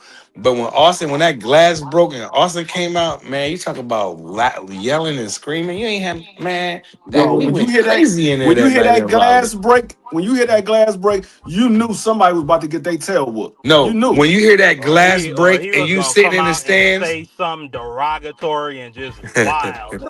Hey Mark, when you hear that glass break in person, not only do you hear the glass break, but you actually feel it in your soul, bro. You feel it, bro. That glass break different when you there and that glass break than watching on TV, because I didn't watch wrestling from the 80s until it's definitely different, because I went to the joint. I went to the Monday Night Raw.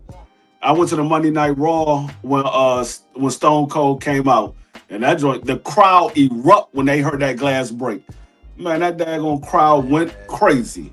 And we went crazy when it was like, you smell what the Rock is cooking. Dun, dun, dun, dun. Rock came out there. I was going crazy. I was I was in high school. I probably was like 16, 17. I drove there myself. So I had to be about 17. So that was dope, yo. That was wrestling. That was some good wrestling. This new wrestling is weird. I really wish with all my heart I could have been alive to go to. That's when Stone Cold was fighting Kurt Angle for the title, and then Triple H got involved, and then they started going at it. That's one of the craziest things I ever seen. Hey Dub. Yeah. Hey Dub. What up? Your man, your boy BVO still ain't convinced that Moses is the truth. Man, did y'all see that knockout? Oh my God! So, if you ever played Fight Night, right? On Fight Night, which one? But man, any of them.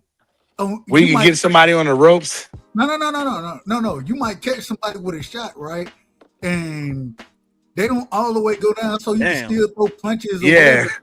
But you could tell they already out, right? Man, when Moses hit that man with that uppercut, that man, his body was still there, but his mind wasn't nowhere there. Man, they say that man like, and then they got mad that he stopped. The ref stopped it, but I said, what? Why y'all mad? That man fell face first on the canvas. I said in the chat. I said it in the group chat, Dub. He got his controller disconnected. It was just insane. Man, that was crazy. Incredible. Like, it was incredible. They snapped though. They snapped though. That was crazy. That man got hit with that uppercut. All he heard was the upper room when Jesus. That's all that man heard. Perfect. And if you don't think Moses, if you don't think he the truth after that fight right there, I'm an individual who done been in the ring with the likes of AJ, Dillian White, never been stopped before in his career, and then get hit with a shot like that. And I mean, the man, like Free said, the man controller disconnected. Oh no, that was Mark. Excuse me. But so, Dub, are we ready to see him step up against potentially the winner of Dubois versus so and so? Because I mean, listen, he's really gonna hurt somebody and really put somebody out the game. No. The problem is this, Marky. The problem is this. So if Fabio Worley win that fight, because they both under Frank Warren, I don't think Frank Warren gonna make that fight. Shoot, everybody under Frank Warren. They're all gonna fight. But the thing is that Frank Warren said something. WBO. Frank Warren said something very interesting when he broke down how things are gonna play out with the champions. You know what I'm saying? And he said, "Hey, the WBC they up next for Usyk. You know what I'm saying? If he don't make that fight, then he's gonna end up dropping the belt, and then either whoever." Because he in that situation, he's gonna have to fight Caballero, and then after that, hey, whoever next, they gonna order their champion, and we number one for both of them. So All I'm gonna say, Dub, is whoever thinks they can beat Moses out of the top names, they better fight him now. Right, Because man, you better that fight boy that man. is. Not They now. better fight him now. Not now, but right now. They need to fight him tomorrow. If they wait till next week, it's over. They need to fight that man tomorrow. Hey, look, I was listening to James Frank. I was listening to his corner, and man, he said he was in the corner. He said his coach was like, "All right, now you got to counter off of this right here. You got to counter." He was like, "Man, he too fast. I can't counter nothing. He too fast." Yeah, I saw that too, Dub. I saw that too. He said, "Man, I can't." He said, "I can't." So when you get a veteran in the corner, he said, "I can't." You got problems. Hey, the brother was literally saying, and then the coach was like, no, you got to count out for what you do. And I was thinking to myself, yeah, count out for what you do if you want to. You're going to get knocked out. You already get hit with some big shots already. I mean, he was going to get knocked out no matter what he did, dog. That was just a situation where they just sent Jermaine Franklin out there in the middle of the desert, no water, no goddamn head cover, and he died. That's what happened to him. I didn't know Jermaine Franklin was going to get beat up like that. I thought it would be a competitive fight early on, and then he'll get stopped. I said it wasn't going to go past 6, but I thought Jermaine Franklin would at least come to fight. Jermaine Franklin couldn't do nothing out there. He couldn't do anything. But I do think he came to fight. I just think that, like, don't throw it out. That man's footwork, he moved like a middleweight at, 162 pounds or something crazy? He moving like a middleweight out there. And the man hand speed is so fast. He got power. Like, he got everything you look for as far as a boxer goes. Like, he got it all. Did you see the reflexes that man had? That man was out there looking like Jerome Bucenis. Oh. I'm like, dog, this man reflexes is crazy as a heavyweight. And No, it's not that he's moving. He's like 24, 23, somewhere around there. No. I think he like 20. I think he like 20 or 21. Yeah, I know he's young. But see, it's not the fact that he's moving super fast. It's the fact that he's a heavyweight and he's moving much faster than the guys that he's in the ring with. Exactly. Much faster. Now, he's not moving super fast. He's just moving real fast for a heavyweight. Man, Jermaine, I need to see that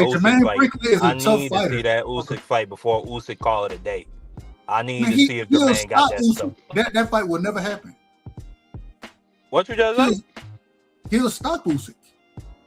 Well, we could bet a friendly $200 on that. That's fine. All right, that's a bet right there. That BBO, that AI you got going on with Clarissa is crazy work. Just want to let you know that. Produced by your boy Marky Dan. I don't care who it was produced by. What are the Bears? You ain't got to shit all over my work prize. All right. No, your work is great, but I don't like it. What are the Bears? It's great, but it's great, like put together, but I don't like what it is. That's all. Fake Bud Crawford. I bet Actually, you. No, Marky. I take it back. I don't bet online anymore, so I take that bet back. I apologize to you. I don't bet online anymore. Well, I mean, you got my number. We'll talk behind the scenes. Well, but I don't bet online anymore because I remember. Negro still owe me money, so I want to put that out there now. I apologize to you. I'm not gonna bet you on it just because I don't trust Negro. I remember, Dub. It is what it is. We ain't seen that dude since Mr. Anonymous. That's his name, right? ATL Anonymous. Well, let me not even get that dude shot, but still, I understand though. So I'm taking that bet back. I apologize to you. Nothing personal. There's nothing personal. No, but I'm just saying I want to see that fight. I think it's a great matchup, and I think he'll catch Usyk. He could catch Usyk at the right time, but I just think Usyk got a little bit too much cojones to go down like that to a young pup. Man, he too strong and too fast for Usyk. I think Usyk got a higher ring IQ, but man, the strength and the speed, the footwork, those half steps. And ring IQ, Dub. Say it again. I said when you got cojones and ring IQ and footwork that Usyk got, you could be anybody. And more power than Usyk. I'm just saying that's my opinion, but it is what it is. I don't got Usyk beating Moses. I don't either. I don't got Usyk beating Moses, dog. I'm telling you, that man different. That man different. Man, hey, when Jermaine Franklin was in that corner telling his coach he confused and he can't do nothing with the speed, I can't time the speed. I'm like, bro, all right. And then I'm gonna put it this way: if Usyk was that man that way, and he slept him that way. No, I put it this way: if Usyk was in there with Jermaine Franklin, I think Jermaine Franklin would have went the distance. I think he would have went the distance. Mm-hmm. We agree, Free. I agree. Yeah, that man is different. Almost. Now I ain't gonna say every division, but you got a few divisions where you see somebody in that division, you be like, okay, he's different. I don't you say see a few. That man is different. That man remind me of a young Tyson, man. He don't move the same way Tyson do as far as fighting do. You know what I'm saying? Tyson was smaller, utilized a lot of upper body movement, that type of thing. But him even when he got clipped with shots, he was like, okay, I ain't gonna get hit with that no more. I got it. And man, he just dismantled this dude. Like it wasn't a close fight at all. It wasn't close at all. It was just I was literally thinking to myself, I'm like, all right, how many rounds he gonna make this? I had him going 6. I think he got knocked in the 5th, didn't he? I think it was the 5th. But I had it going 6, and then the stoppage happening. But man, that uppercut that he got hit with, bro, dude crumbled out there, fell around for. Man, have y'all ever played fight? The referee tried to catch him, Dub. You see the referee tried to catch him? And then they got mad. Him and his corner got mad at the referee for stopping. I'm like, bro, you fell face first. So when that man Jermaine Franklin fell, all I could think of is Genuine jumping off that stage and falling into the crowd. That's all I could think of. That's how that man knees gave out. That man was like, hold up, I can't even stand up no more. Man, he didn't even have knees. That man, look, his knees collapsed into his shins at that current moment in time. I said, my God. I'm just saying. You guys are brutal. No, that's what happened. I know, but still, you guys are brutal. How? I mean, honesty could be brutal, Dub. I mean, I'm just saying. Just telling the truth. We just telling the truth. I agree, Dub. I'm just saying, the honesty is brutal. And I said it. I said it the other day. I said, dog, I said Moses is going to make a statement. He's going to make a statement because a lot of people keep saying he ain't fought nobody. He only got these amount of fights. I said, okay. He go out there and he stopped Jermaine Franklin. Nobody has ever done that. Nobody. Jermaine Franklin has been in there with AJ. He's been in there with Dillian White. He's been in there with a couple of other decent name opponents. Nobody has beat Jermaine Franklin the way that Moses beat Jermaine Franklin. That was incredible. That was incredible. So we got to remember, he just made easy work out of Dillian White in one round. What tell ass doing? Round. Get up, man. What you doing? Tell ass on the what was it, a head? What? No nuts tellers? Tell ass on the ground. Tayez, that's what they call him. Tayez. The double L is a Y. Let me see the head, but okay, I guess, but I mean, you ain't got to do all of that, man. Are you bleeding? Oh, and then this man's body, Dub. I'm not. I'm asking the questions. Is he gonna quit? Is he concussed? He bleeding out the nose. It looked like, but I don't see. Is he cut? All right, let me get. I don't see a cut. I don't see a cut. He's down and out, Dub, right side. That's what it looks like. I don't see a cut though. Do y'all see a cut? I see his nose bleeding.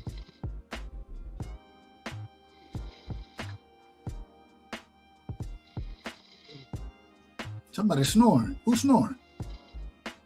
BVO, wake your ass up. Why start cussing on this channel? Because you're the only one snoring. Because me, Free, and Dub is talking. So it's only one person up here snoring. That one says hi. She's snoring. He not even cut where he got head butted at. He cut on the nose. or maybe I don't know. Maybe his nose broke. I don't know. Man, this man is smoked. It's what? Dang, He about to down. quit. I think he gonna quit. Y'all think he gonna quit? Man, the dub, he's on his knees. That's what I'm telling you. Now that's a lot of blood out there. My goodness. Man, they trying to block it. The camera angles are corny.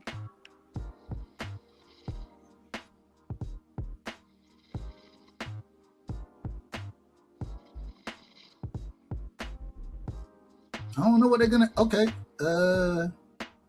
they're checking him. Is he gonna continue, or will he resign? I don't know. BVO, wake up, man! You're snoring on the panel, man.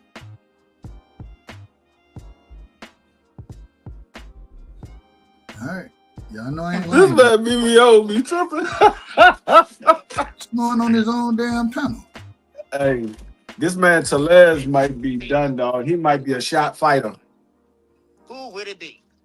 Let me see. Hold on. He gained a goal. Let's go. Tellez might be a shot fighter, dog. It was. I do see the head, but I didn't. I think it was on more of the forehead than the nose. Oh yeah. You think this man Abbas beat the brakes out this man and beat all the fight out of him? Hold on, y'all. Hold on. Who is this in the background? Y'all got OG in the background. Shout out to KQ. I don't know who got KQ in the background. What was that? That was KQ. Who? KQKC. Never heard of him. Okay. Is Tellez gonna continue to fight though? He looking like he's trying to get out the fight.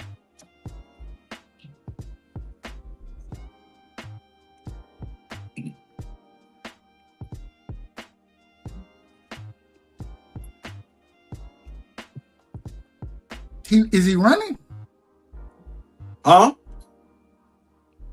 Okay. This is very bizarre, right side. I don't know what is happening with Harvey Dock in the ring. I'm trying to figure out what's going on. So when you have a accidental head clash, then it's kind of like a low blow. So he got When you know, with a low blow, you get 5 minutes. So he's gonna give him the time that he need and those type of things. All right, here we go. We back at it. All right, Brian Mendoza stepping. Tellez, he looking to fight. Mendoza, he got the jab out there. They fang with each other. They looking with each other. They exchanging backhands. Good body shot from Mendoza. He trying to run it down the middle.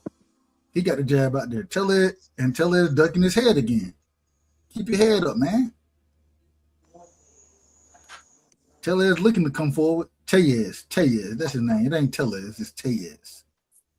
Triple jab from Mendoza trying to close the distance. Tellez ain't throwing nothing though. And then they exchanged right hands. Well, really, Tellez, he missed it over the top. Ryan his landed on the chin. Now they both doubling up the jab, and they end up in the clinch. Amazing.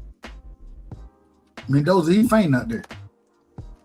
He punching that air. I don't know what he punching at. And then ties him up. Then hit him behind the head. And now they fighting the clinch. Harvey Dock said, come on, y'all. Come on. If I tell y'all to stop, then stop. Don't hit him in the back of the head. Don't try to hit him in the clinch if I tell y'all to stop. Man, this is boxing. This ain't tennis, Dub. I'm just telling you what Harvey Dock said. What you want me to do? But Harvey Dock need to grow some nuts. Oh, man. Tellez was looking for the uppercut. He get hit with a double jab in the right hand. Another double jab in the right hand. Mendoza didn't mind his work now. He threw an uppercut from all the way across the ring. They right there. Double jab, nothing land. Uppercut miss from Tellez, but then he tried to go down. What do you mean by that? They feint. Good jab right there from Tellez. But he get hit with a jab from Mendoza. They feint with each other. Tellez trying to go to the body. Short with it. Oh, a good body shot right there. But then Mendoza, he said he accepted the inside fight. He didn't land nothing significant though. They go a double jab from Mendoza, nothing really land. They feint with each other. 3 seconds left, and Harvey Dock steps in, and that's the end of the round. Amazing.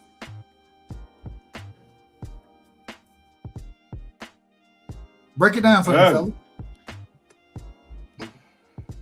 Who's winning this? Who y'all got winning this fight? Be for you, the unofficial scorekeeper. I'm not the unofficial scorekeeper today because I ain't paid for this pay-per-view. Oh, you not watching the fight? I am, but it's going to be on my own. I'm not paying $75 for this daggone fight. This ain't worth $75. Not even for one-time Thurman. Sometimes at one time it was worth $75. Not this time. Yeah. Got to know exactly who you are. Lord have mercy. We must stay focused, brothers. We must stay focused. Because I need you to stay focused on building that daggone school. You wild boy. The school ain't happening, man. The school ain't happening. What do you mean by that? That he not gonna build? He's not gonna build it. That's what I mean. No, see, he just threw it in. That was crazy. What do you mean by that, man? That he not gonna build a school. No, I'm telling you what I mean by it. That man Tellez look like he beat up from the flow up. Dude, he finished, man. Hey, he winging. Man, he not doing nothing, Doug. No, he wing. I said he winging shots. That's not a good thing. I got. What's that playing in the background? Is about to make me snap, bro. What is that? I think it's gonna drive me crazy. Oh, that's big. You gotta be fast. I think the problem with Tellez is he got beat up. He got beat up so bad by Abbas that now. That's D-Free. D-Free, you got some in the background, man. D-Free playing what y'all said, QPLMC or whatever. All kind of weird stuff. Oh, what's going on? What's going on, Coach? How you feeling, man? With both hands, brother, with both hands. What's going on?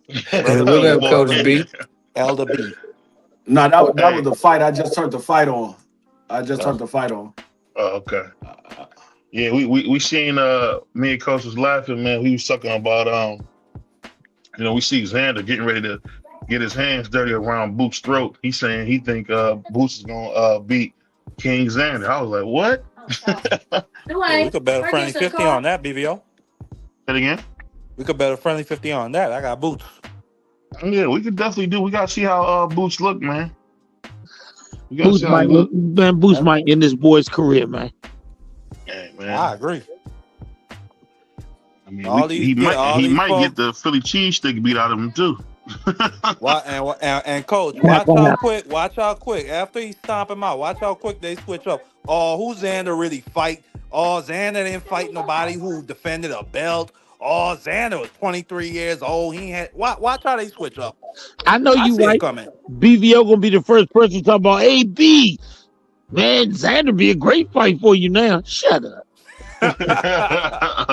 Hold on. Wow. What do you mean by that? Wow, man. What you mean by that, man? What are you talking about, man? BVO always trying to give me a motherfucker that already been cooked. Talking about that'd be a good fight for you, man. That'd be a great fight. It'll show you be the world champion. Man, shut up. Hey, I think Xander gonna suck this brother out, man, Bart Simpson style. But we gonna see. Tell me what Xander has in his entire arsenal of young career that gives you even the indication that he can beat Boots. It's IQ, man. He doesn't have an IQ. Oh, get out of here. No. That once again, I'm not talking about him in a bad way.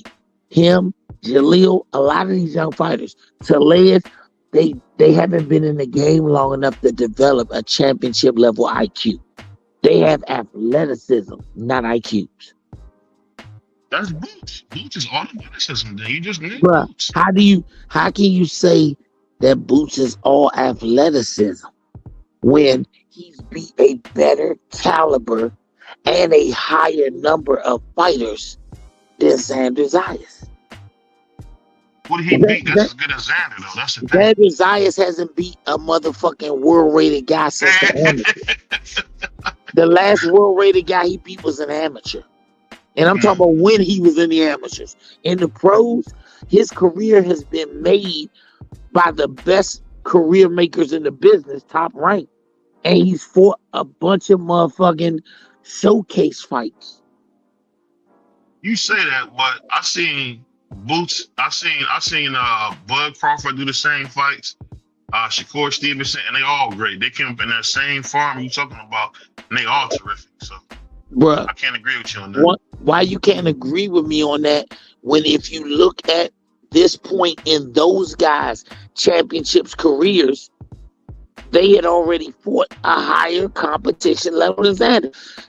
Not at 21. Ain't Xander what, 21 or 22? I don't think so, man. No, I'm talking about at the point in their careers, not the age of their careers. Because I think they were still chitlin circuit dudes back then. I mean, no, sir. If you look at around the same number of fights, Gamboa and Bud Crawford had already fought. Gamboa wasn't washed. If you take Gamboa where he was in his career when he fought Bud Crawford, Gamboa is better than every single fighter on Xander Zayas' resume. But I'm trying to figure out who did Boots fight to give you this kind of indication that he's going to be able to beat a unified junior middleweight champion. I mean, this isn't an inactive guy. And what was that guy's name? Wasn't Boots a unified welterweight champion? Say it again. Wasn't Boots a unified welterweight champion? I mean, he beat a unmotivated, non-busy Stanionis compared to a monster like Xander Zayas. Stanionis' wife was in the hospital having giving birth while he was in the ring. Get out of here. Talking about he wasn't motivated. I'm talking about a fire-breathing dragon in Xander Zayas. You talking about the king of the junior weight, of the junior middleweight division. Listen, don't switch up when he put foot to tail. That's all I'm gonna say. Don't switch up. Hold on, man. I'll just take it. Got to know exactly who you are. Lord have mercy. We must stay focused, brothers. We must stay focused. Why is this man Brian Mendoza grabbing daggone Taled's legs? I don't know. I mean, I get what y'all saying, but when I see, and I keep bringing this up, the way he looked versus Ken Luka Doncic kind of exposed who Boots really is. He's a front runner, man. I don't care if he's running in front of a fucking bus. He's gonna beat motherfucking Xander to fucking death. What are you talking about? All right, let's just do a checklist of agrees and disagrees. The bigger guy is Jerron Ennis. The physically bigger guy is Jerron Ennis. I don't think so. I think Xander's bigger than him. Huh? What is Jerron? 5'8"? 5'7"? Bro, do you want me to send you a picture of Jalil and Jerron standing next to each other?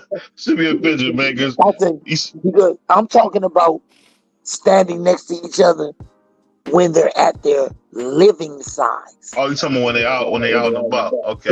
That's what size you really are. Not so far. Both niggas are the same size on the weigh-in day. I'm talking about what you come in the ring at, what you live your life at. Xander Zayas is smaller. He looks bigger. He might be, what he's about, probably 180, 190? He don't, hell no. You don't think Xander's that big? Come on, man. You go find the picture where he that big. You find it. He about as big as Jalil was. You got to be crazy. I got a picture of him when he was with hold on. You have to be crazy. What I got the picture. I mean, I don't know. Xander did look pretty big at the Super Bowl. It looked like he was eating good. Yes, against a kid Kansas who's look how big he look right there. And TD Sports, that's a pretty big Puerto Rican right there. Man, he's short and fat. Wow. That was crazy. That man's short and fat. You know, now pull your picture. Pull your picture that was crazy, man. Pull your picture up of Jalil standing next to the same guy. Man, shout out to my guy Chop Cheese Tommy. I love because I say this because look how much bigger this dude is. Matter of fact, I ain't calling Chop Cheese Tommy. I didn't ask you that. I said pull your picture up of the same guy with Jalil standing next to him. You gotta send me that picture of Jalil, man. Man, that's Oh, good. let me You see. always ain't got I something. got some fire pictures with Let me Jaleel. see. You got the same picture with both of them standing next to each other. I look good in my pictures. I don't know about the rest of them, Coach. I don't know if I had that picture with I know what picture you talking about. I don't know if I had that picture. I know you gotta have it because you posted it when Jaleel put the motherfucking pistol up to his head. Hey man. Yeah, post that I though. didn't post that. I didn't post that. I know exactly. I No, got I that did not. picture. I I would got a not better post that on picture of YouTube. it. I wouldn't post that on YouTube. You're a brutal guy, Coach. Yeah. Man, I'm just telling you. All right, let's go to the next tail of the tape. Top punching power. Boots Ennis has the definite edge on punching power. Now let's go to the third piece of the tape. Boxing ability. Boots Ennis has a way higher boxing ability than Xander Zayas. Wow. Now let's go. These are things I'm saying you can't refute. Now let's go to the piece that's gonna really solidify this. Xander fades after round 7. You've never seen Jerron Ennis fade. I've never seen Jerron Ennis fight nobody but Fat Sergey Lipinets. Who has he fought? Lord have mercy. I mean, you talk about moving a goalpost. My God. Once again, let's keep the goalposts at the same distance. Compare fighter for fighter, and you tell me from the fight they have last, from each of their last fights, going backwards 15 fights, who's fought the better competition? I gotta pull it up. As a matter of fact, hold on. David Evanesian might be better than anybody. Xander fought. David Evanesian put what's the old boy name? He put him to bed. Josh Kelly. Yeah, he did. And he gave Bud Crawford a decent fight before he got stopped. So like I said, when you think about it, tail of the tape wise, why doesn't if Xander makes it the distance, you should give him a shitload of credit. You should give him a shitload of credit for being in this fight. A shitload of credit. But he's gonna get the dog shit beat out of him. And there's nothing he can do to stop it. What do you think he can put in front of Boots in his entire arsenal that we've seen that makes you think he doesn't get knocked out? I just haven't seen him knock anybody of that ilk out, man. I remember when Manny Pacquiao fought David Diaz, and David Diaz said he thought he was getting jumped. I think that's what's going to happen to Xander. I'll put like this. You like Boots. Hold on, we got a little echo. We like Boots because he got waves in the beard. But if we look at who's actually fought the tough guys, Xander been fighting monster after monster. They had that Mexican dude that he fought for the title. That dude had been stopping everything. And he wasn't inactive like Stanionis. He had been stopping everything. So we'll see.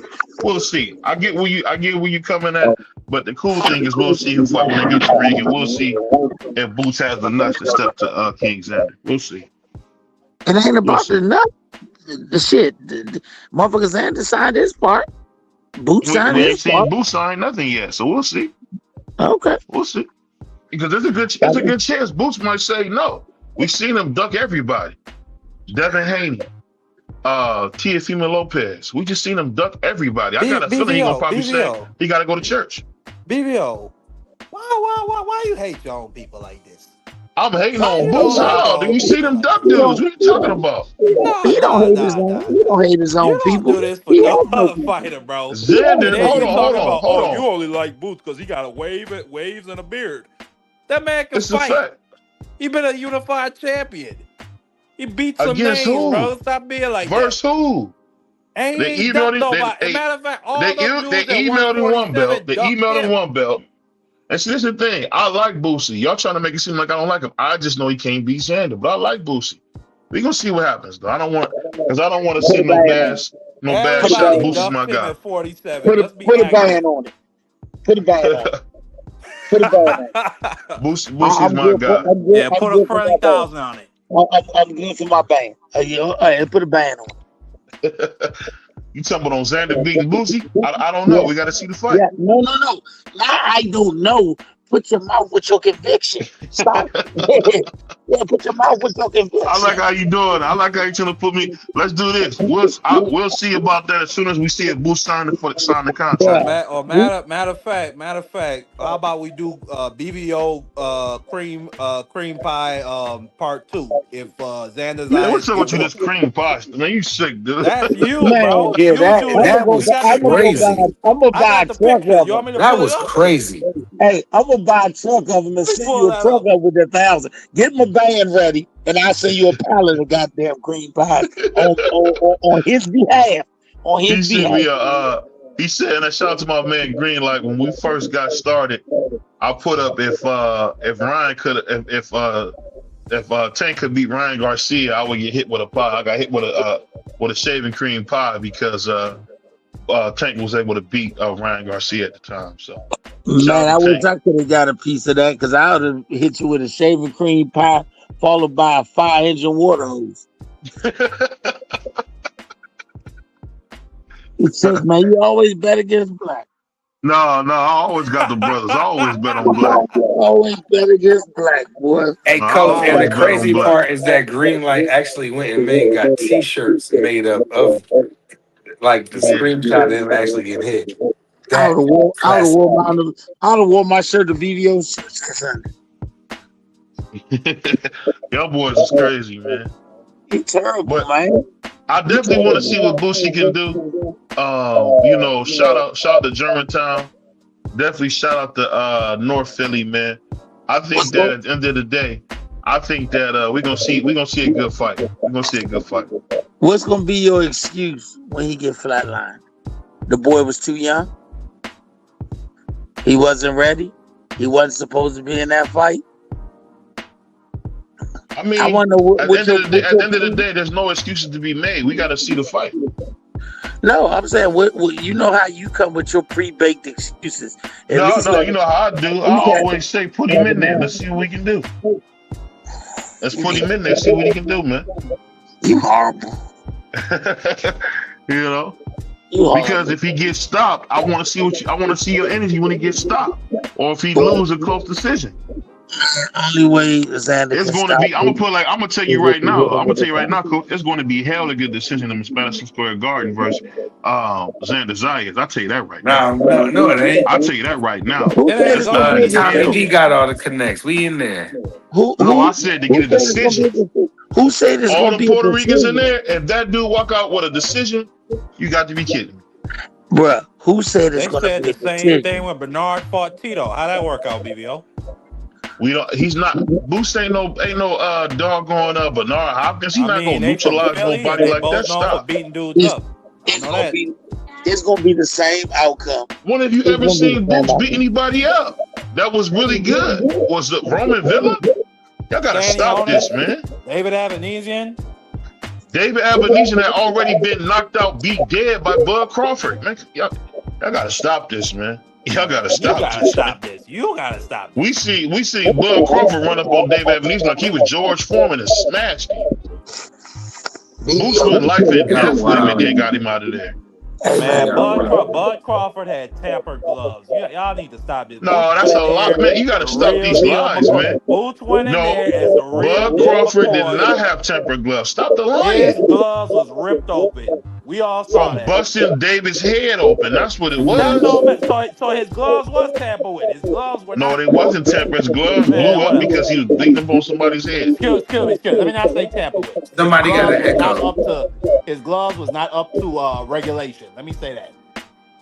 You can't say that because the gloves were regulation and the WBO approved those gloves. He just beat him on the side of the man's head. When gloves get ripped open, they supposed to stop. They supposed to time out and get the replacement. They did the same thing. If I tear my gloves on the side of your skull, man, what you gonna do? There's nothing you can do. He tore his gloves up on the man's skull. That's what happened. Tell the truth. Boots didn't have no torn up gloves and still put that guy. Because he didn't beat him as good as Bud did. Nah, he definitely didn't. I mean, come Terrence on, man. ripped his gloves up on that side of the man's head. From beating a man's skull over. Nah, but Avenida gave Dub, have you ever seen somebody rip their gloves on somebody's skull before? Nah, it did when Dub, have you ever seen that before? Dub, coach, you gotta tell me. I've never seen a man whip their gloves on somebody's skull like that. Bert Cooper versus Evander Holyfield. That's the only other time I've seen something like that. I mean, it was just from straight beating his head in. His gloves just tore up. I mean, maybe he caught him on his ears or something. I don't know. But my whole point is, BBO, that man's knuckle connected with Avenasian's head. That's my point. Don't let BVO sway us from the topic.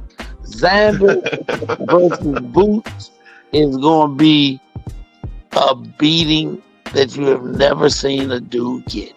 Oh my God. I don't know. I'm gonna say this about Xander, man. That's what Xander do. I really bury motherfuckers. That's what Xander do, man. Coach said it's gonna be a St. Valentine's. I mean, you know what? Part 2. When there's two fighters that I rock with and they fight, and then people be like, "Oh, this one gonna do this, the other one gonna do that," I just be sitting back like, "Damn." You know, I don't know. Like, that's why I like boxing so much, especially when there's two fighters that I like that get in a ring with one another, and one of them go down, like Earl and Bud. Either way, I would have been salty. If Earl would have did that to Bud, I would have been salty. Even though back in the day, I didn't like. I criticized Terrence a lot by his moves, and I want him to come to the PBC to fight not just Earl, but the rest of the roster that they had at the time. But deep down inside, if Earl would have did that to Bud, I'd have been salty. Bud did that to Earl, and I was salty. Either way, I'd have been salty. You know what I mean? So it's okay to rock with more than one fighter. You know what I mean? It's different. Yeah, I do niggas. And I'm going to cut y'all out when I go live next week. I'm going to talk about that. Because you my guy. Let me say this, bro. Because you my guy. Somebody got some bad background. Right now. That's Unc, man. I want to make sure you hear this, though, bro. I'm here to tell you right now, we don't care. Let me tell you, we don't care. Man, I don't care about your bum fighters. You like Tio, Victor, not Victor, but champion. You right, 2-time Ring Magazine champion. Like, get my nigga sword out. Hey man, you would have put it away. Because one thing about a lot of y'all race fans is this, man. What do the blacks want from the whites? When will enough be enough? That's all I ask you. That was crazy. When will enough be enough, man? You horrible, man. Horrible is that is like the perfect word. We gonna say, man. Motherfucking Uncle Ruckus strikes again. Oh, here we go. BVO that strikes again. We gonna put the bears on you, coach. You keep talking crazy. We gonna put the bears on you. Man, I don't know. It's something like go inside your head. I don't mess with people. I stay out my. I stay out. We gonna send the bears on you too, bro. We're gonna have you and coach running from the bears. I mean, y'all keep talking crazy, man. Man, look. Every time I went in the woods, I came out with an animal skin coat.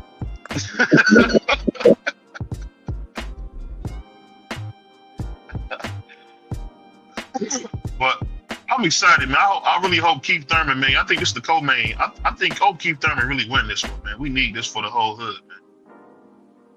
Shout out to Keith Thurman. What hood? I'm so tired of hearing about Fundora, man. What hood did you and Keith Thurman both represent? He there you go. You in the from Pensacola? Man, he from Florida. You from the Cornhuskers of Cleveland. I'm from God City, man. Cleveland. Man, God ain't never done nothing but step over top of it. Man, God ain't in Cleveland. Are you crazy? You wouldn't have no boxing without Cleveland, man. You Al Heyman, Jake Paul, Cincinnati, Don King, Carl King. This man said Jake Paul. Man, BVO just be talking because he got lips.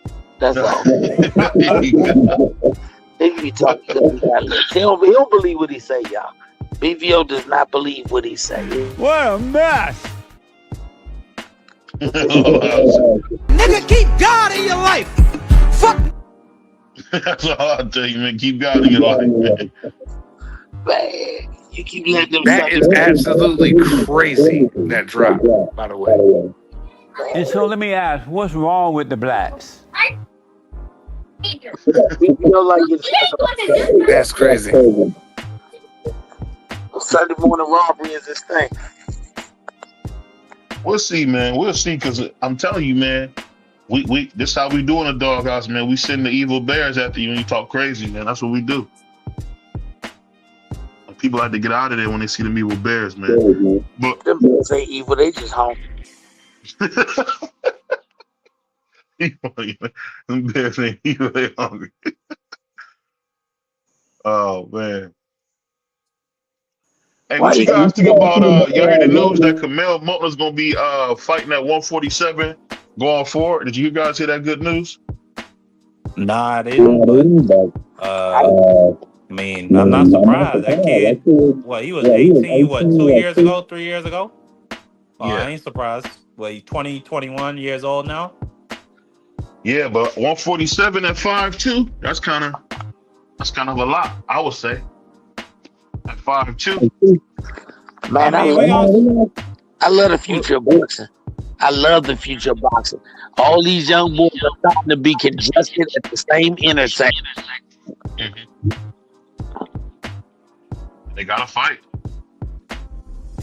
But I ain't never really heard about no dude being 5'2", man, at 47. That's gonna be different.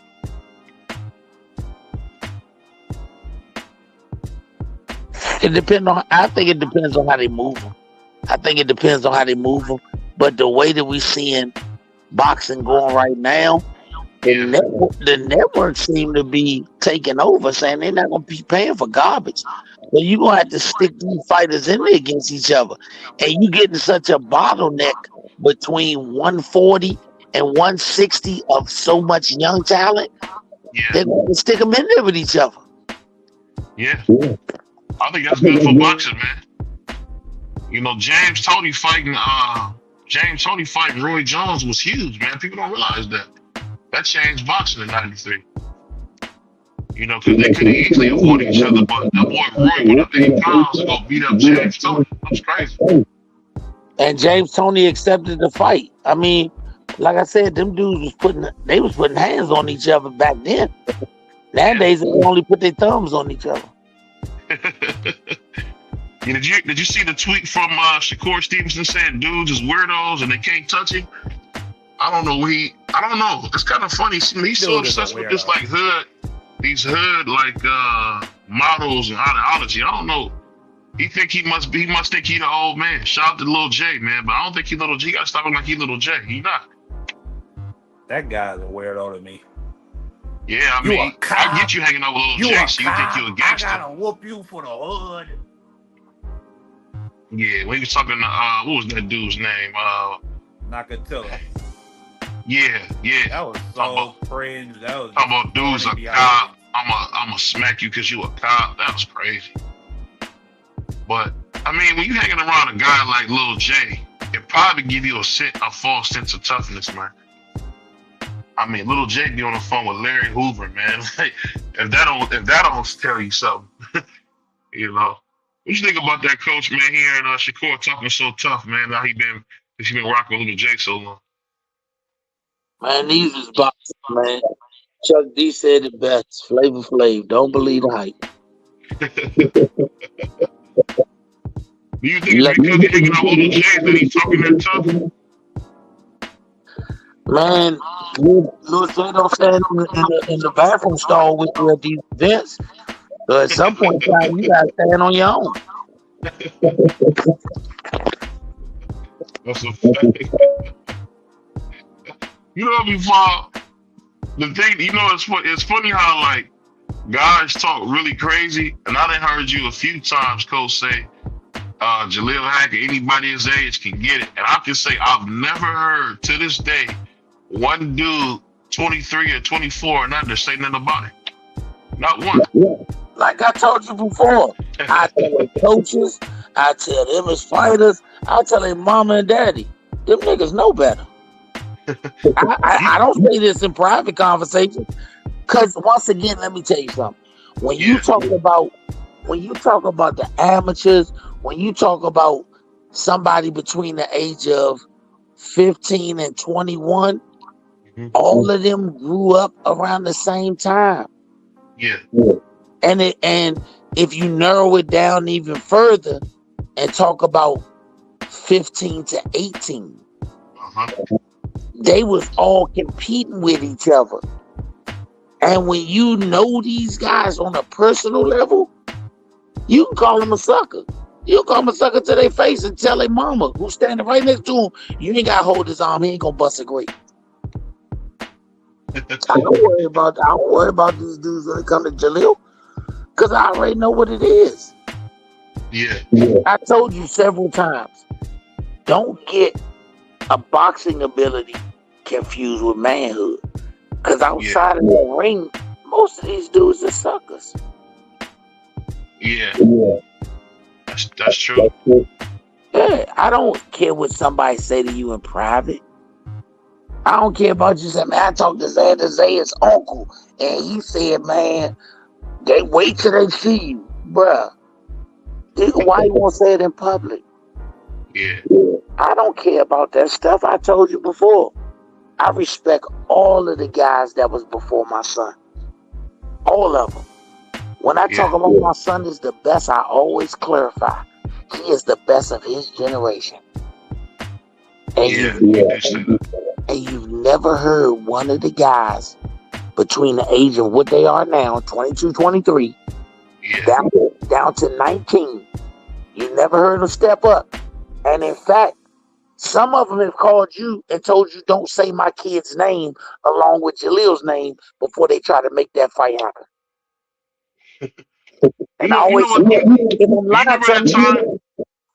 I don't know if you remember this, coach. Remember we had Kid Austin on? And I'll never forget, and I've been talking to Kid Austin for a little bit now. The way you had him turned up on that interview, I've never seen him talk like that. I've never seen him talk like that. Lil Shorty, my guy. Did you guys see that? I used to do that to them. Hey, man, I was messing with Kid Austin. Jaleel gonna say, world class, man. Forget BBO. Don't listen to me. You world class, man. We gonna see, though. I can't wait to see the fights, man. I can't believe this pay-per-view is $80, man. This is nuts, man. Can y'all hear me? I don't know. See a lot of dudes. Nah, I hear you. You good. Man, we gonna get some great fights with these young fighters over the next 2 years. I'm talking about we gonna get some great fights. I know I got a great panel here.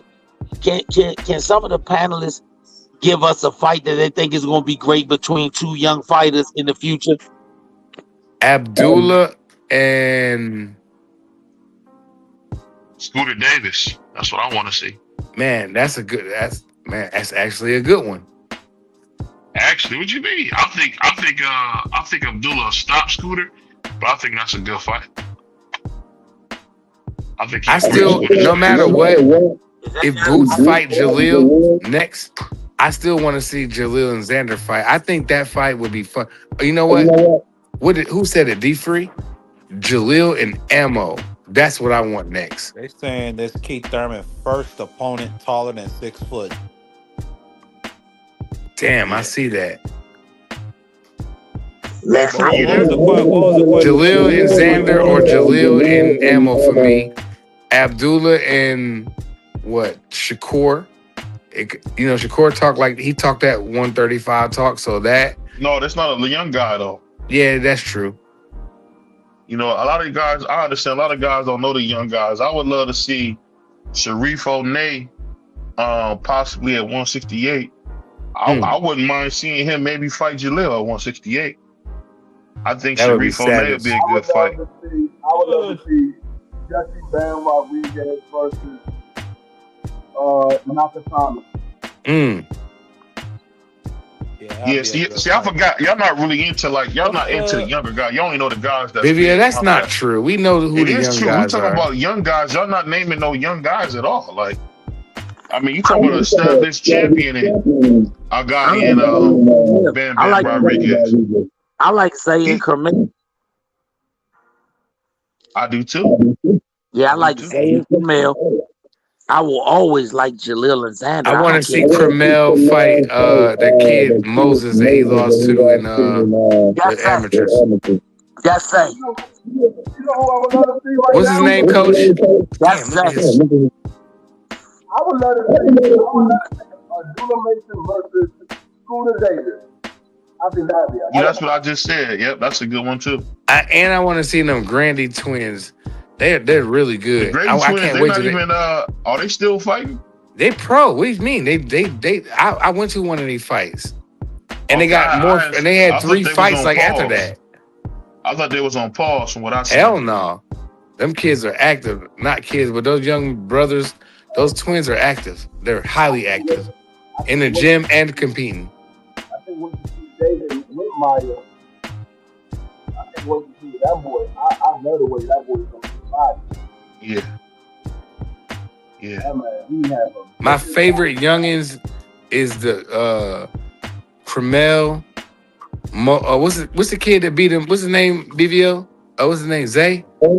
Zay Moses. Yeah. Zay Moses. I like him. Good. I like the Grandy twins. I rock with them heavy. The Grady twins. It looks. That's what it is. Grady. Grady. That's how they said Grady. It's I an just N. said the same way. It's not an N in there. That's how they said. Okay. All right. Respectfully, then, I like the twins. I like, of course, Abdullah. I like Xander. Another good one would be Camille Moen versus Emiliano Vargas. That'd be a good fight. I like the Vargas kids. I don't care what y'all say about them. I rock with them because of their dad. Armando is not good. I wouldn't mind seeing Tiger Johnson get in there with what's the name of that? I think he's a Dominican. Polanco. Ron Polanco. I wouldn't mind seeing that fight. That'd be a good fight. I would love to see. I would love to see Tiger man fight. Let's see Tiger Johnson versus Moulton. Yeah, that'd be a good one. Moulton versus Tiger. That'd be a good fight. But I just don't know how to do 5'2" gonna fight at 147. But we'll see, man. We'll see. That's like the height of a chicken. I don't see why he can't, though. And the reason why I say I don't see why he can't, because your former WBC welterweight champion, Tank knocked him out at 140. Yeah, I think Tank was WBA at the time. But I mean, I think when we talk about Tank, man, I think that's a 1 in a million. That he punching like a mule. You're not usually gonna see that at them little eights. Like that dude is special with his punching. I mean, because no matter what nobody say about Abdul, that brother's punching, man. I've heard about middleweight saying that they can feel what he's doing, because usually middleweight's supposed to beat up guys Tank size. Yeah, but not real skilled ones. A really skilled lightweight, 135, junior lightweight can beat up a super middleweight if their skills are just much more superior. You understand? And that's why Tank was in there whipping on middleweights. I think Jared Desor was. I'm pretty sure Jalil. I'm pretty sure a coach can tell you how Jalil whipped on people he would have no business in the ring with professionally. You know, like a super middleweight or something, or a light heavyweight. I'm pretty sure Coach, he might not want to put nobody business out, but I'm pretty sure there's been a situation where Jalil and with somebody ass way bigger than him. Yeah, but I promise you that. I'm gonna say this. I'm gonna give you the but that shit change if you talk about we both make weight at a certain weight.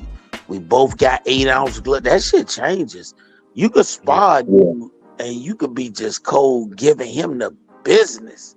But when you talk about 3 or 4 weight class difference, only in sparring will you see that nigga get his ass tore out the frame. Look, I'm gonna be honest with you. Jalil done put some motherfucking heavyweights to bed. But there's no way in hell, even the ones he put to bed, I would take a fight with them niggas in 8-ounce gloves. 10-ounce gloves. Never. Never. That picture changes drastically. Yeah, that picture changes drastically. Sparring is sparring. Fighting is fighting. Hey, but remember, Jalil told us he can be a heavyweight champion if he wants to. Some years from now. I'm not. Look, bro, let me tell you something I always said. Got it from my grandfather. I call a spade, even if it's in my deck. What is truth does not have to be lied about. You're not going to take a motherfucker who's a great 154, 160. And at the time he's great at 154, 160. Slide him up the fuck with a heavyweight. It's not possible. You ain't gonna slide him up the fuck with a cruiserweight. No. Like some of the greats say, it's a weight class for a reason. I mean, let me ask you this, Coach. And now this might be a little controversial. When you see podcasters using, people to say like outlandish things, what do you think about that? I seen something on Mighty Cologne City, and he was like using his platform to like, get a guy to say some really, really horrible stuff about a fighter. What do you think about this? Should they draw a line on what they say on these interviews? I think as long as podcasters talk about boxing, they free to say whatever they want. That's just my feeling.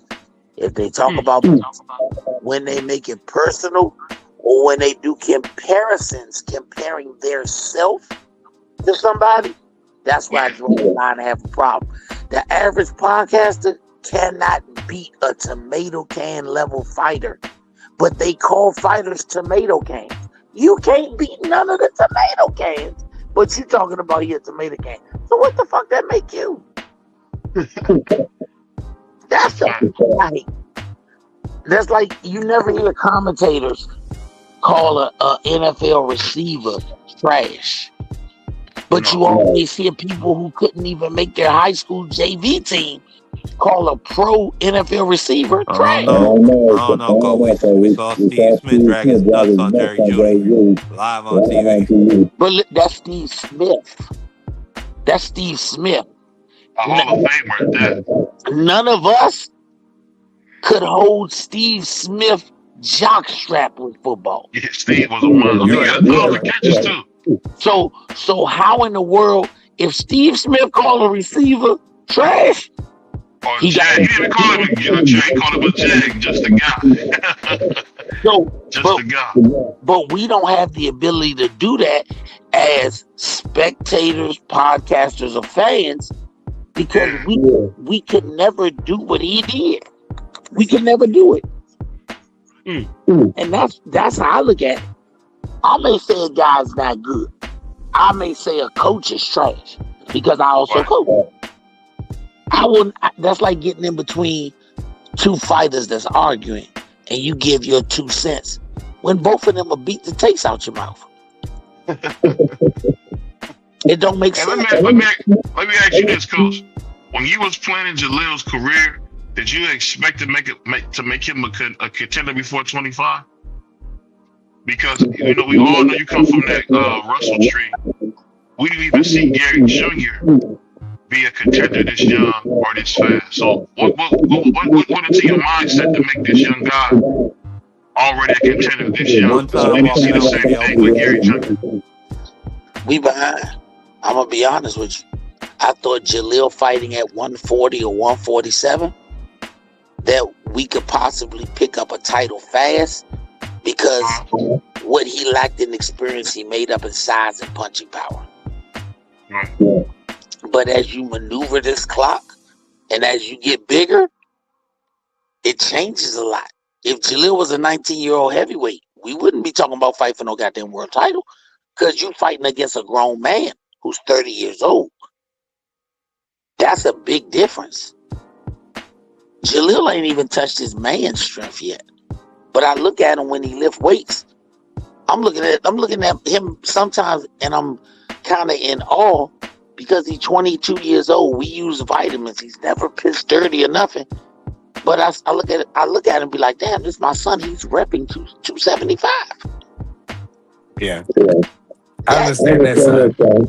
Coach, but my son's 6'7", like 320. So so you when he understand was in middle school, dunking in 6th grade in the game, playing with all 8th graders, I was like, damn. I was like, that's my son. So I know exactly when he could like lift weights with his legs and do bench presses, and I watch it work out. I be like, damn, I can't do none of that right there, boy. I'm like, man. Let a nigga tell you to put him in the NBA right now. You be like, man, hold your fucking horse. He get fried. He get fried at the top AAU. When he did play AAU, he was cooking like we got cooked by Mikey and them, but you're gonna be realistic. You gonna be like, my son has great potential, but I'm not letting you niggas rush him into some dumb shit. I would definitely wouldn't put him in. I wouldn't even let him sniff college or G League. He'd get fried. But you let him mature, and you know when you mature, you can do that. Why Keith Thurman haircut? What is that? Is that a part? Man, that's bald. That nigga is tweaking. I would just let it go. He's too light skinned to let it go. Or you need to go see one of them. Like Big Baby Man, just don't get hit wrong. Where they do that? Venezuela? Where they do that? The hair transplant? Where he need to go there. Man, he got that Chico the Barge look, man. You can't let that shit go.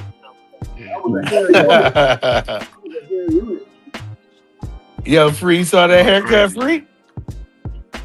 The part in the... No, that's this man, Keith Thurman got... He don't even have a shape up. That joint is just rounded off. What are you doing, mommy? Why did you got your daddy's TV?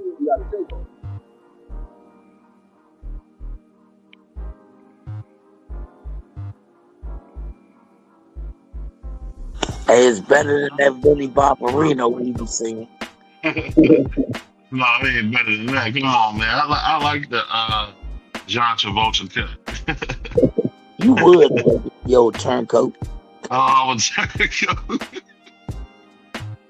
It was there to say, I feel like I'm the unified champion. Oh my God. I love that. That's my God.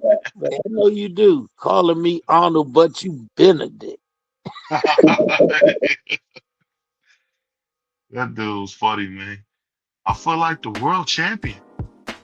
Did my man Dub slow down, so you fell off, Dub? No, I'm listening. Oh, okay. Y'all gotta let Dub, you know, you gotta let him up and call the fight, man. Y'all gotta let Dub call the fight. That's what he do. You gonna call the fight for us, Dub? Yeah, no, I got you. Hey, look, matter of fact, I ain't gonna lie. I would just order some food. Niggas starving right now. I really didn't know what's going on the stream. Man, don't be slurping no noodles while you supposed to be giving us commentary. No, we good. We're gonna be in order. We got Sebastian Fundora. Keith Thurman already came out. Sebastian Fundora coming out now. We don't even have to go through the measurements because we know the measurements don't even make sense in this fight. It don't even make sense. Coach, I want to ask you real quick. What do you think about the size differential, and what does Keith Thurman have to do to be successful in this fight? Being that he damn near a foot shorter and missing what? I think he's 9 inches shorter, and the reach advantage is 11 inches for Sebastian Fundora.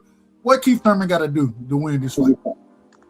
He got to do a lot of slipping, and he has to be sliding up behind his slips.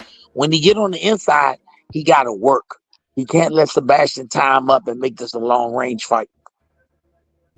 Wait, do you think Sebastian going to utilize his jab? I think Sebastian, that we done seen the last couple of fights, that started to understand his height and length keeps him out of wars. So I think he's going to use it. If I'm Keith Thurman, at 30-something years old, he playing with house money. I'm going out that joint and make this a war. That's what you got to do. I agree with you 100%. All right, so we getting into this thing. Is that Jimmy Lennon Jr.? I think that's who that is. Shout out to Jimmy, the Hall of Fame. Hey, shout out to Cam. Is that Cameron? Cam in the ring? Yeah, that's Cameron. Shout out to Cameron, man. Him and the other brother, what's Mace? Him and Mace, they got a good show. Yeah. And I'm So glad they got part of this. I'm glad that this looks good, man. I mean, PBC, you know, You got the somebody arena else looks great. interested in boxing. That's exciting. Listen. Whenever there's boxing on, I'm excited. How can I not? all right, so they introducing Keith Thurman. Man, I don't Sometimes like Keith Thurman haircut, man. hold on, real quick. No, it's trash. 37 years of age, coming in at 5'8.5", weighed in at 152 pounds, 52.6 pounds, 31 wins, 1 loss to Manny Pacquiao, and a split decision. 23 wins by way of knockout. The former unified welterweight champion, fighting out of Clearwater, man. Shout out to the great one. Sometimes Thurman is in the building. One time. I call him sometimes. He got 31 fights at 37. Dang. His haircut looked decent. His haircut looks like a bunch of bullshit. They stripped him from the taper up to the part. Who talked him into the part? Amazing. But I'm going for Keith Thurman.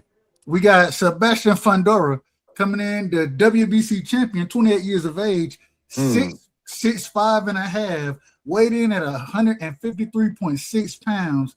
My 12-year-old daughter almost weighed more than that nigga. 23 wins, 1 loss, and 1 draw.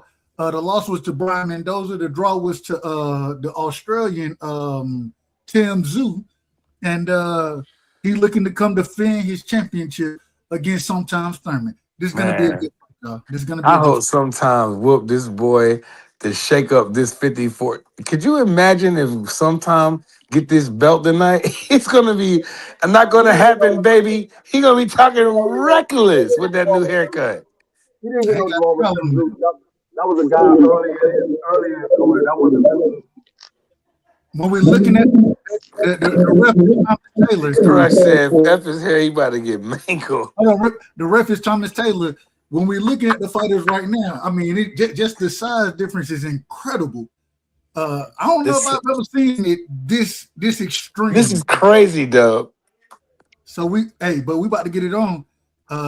Both fighters. We seen it when we seen Quali versus George Foreman. He was 5'5", and Georgie was 6'5", so we 6'3".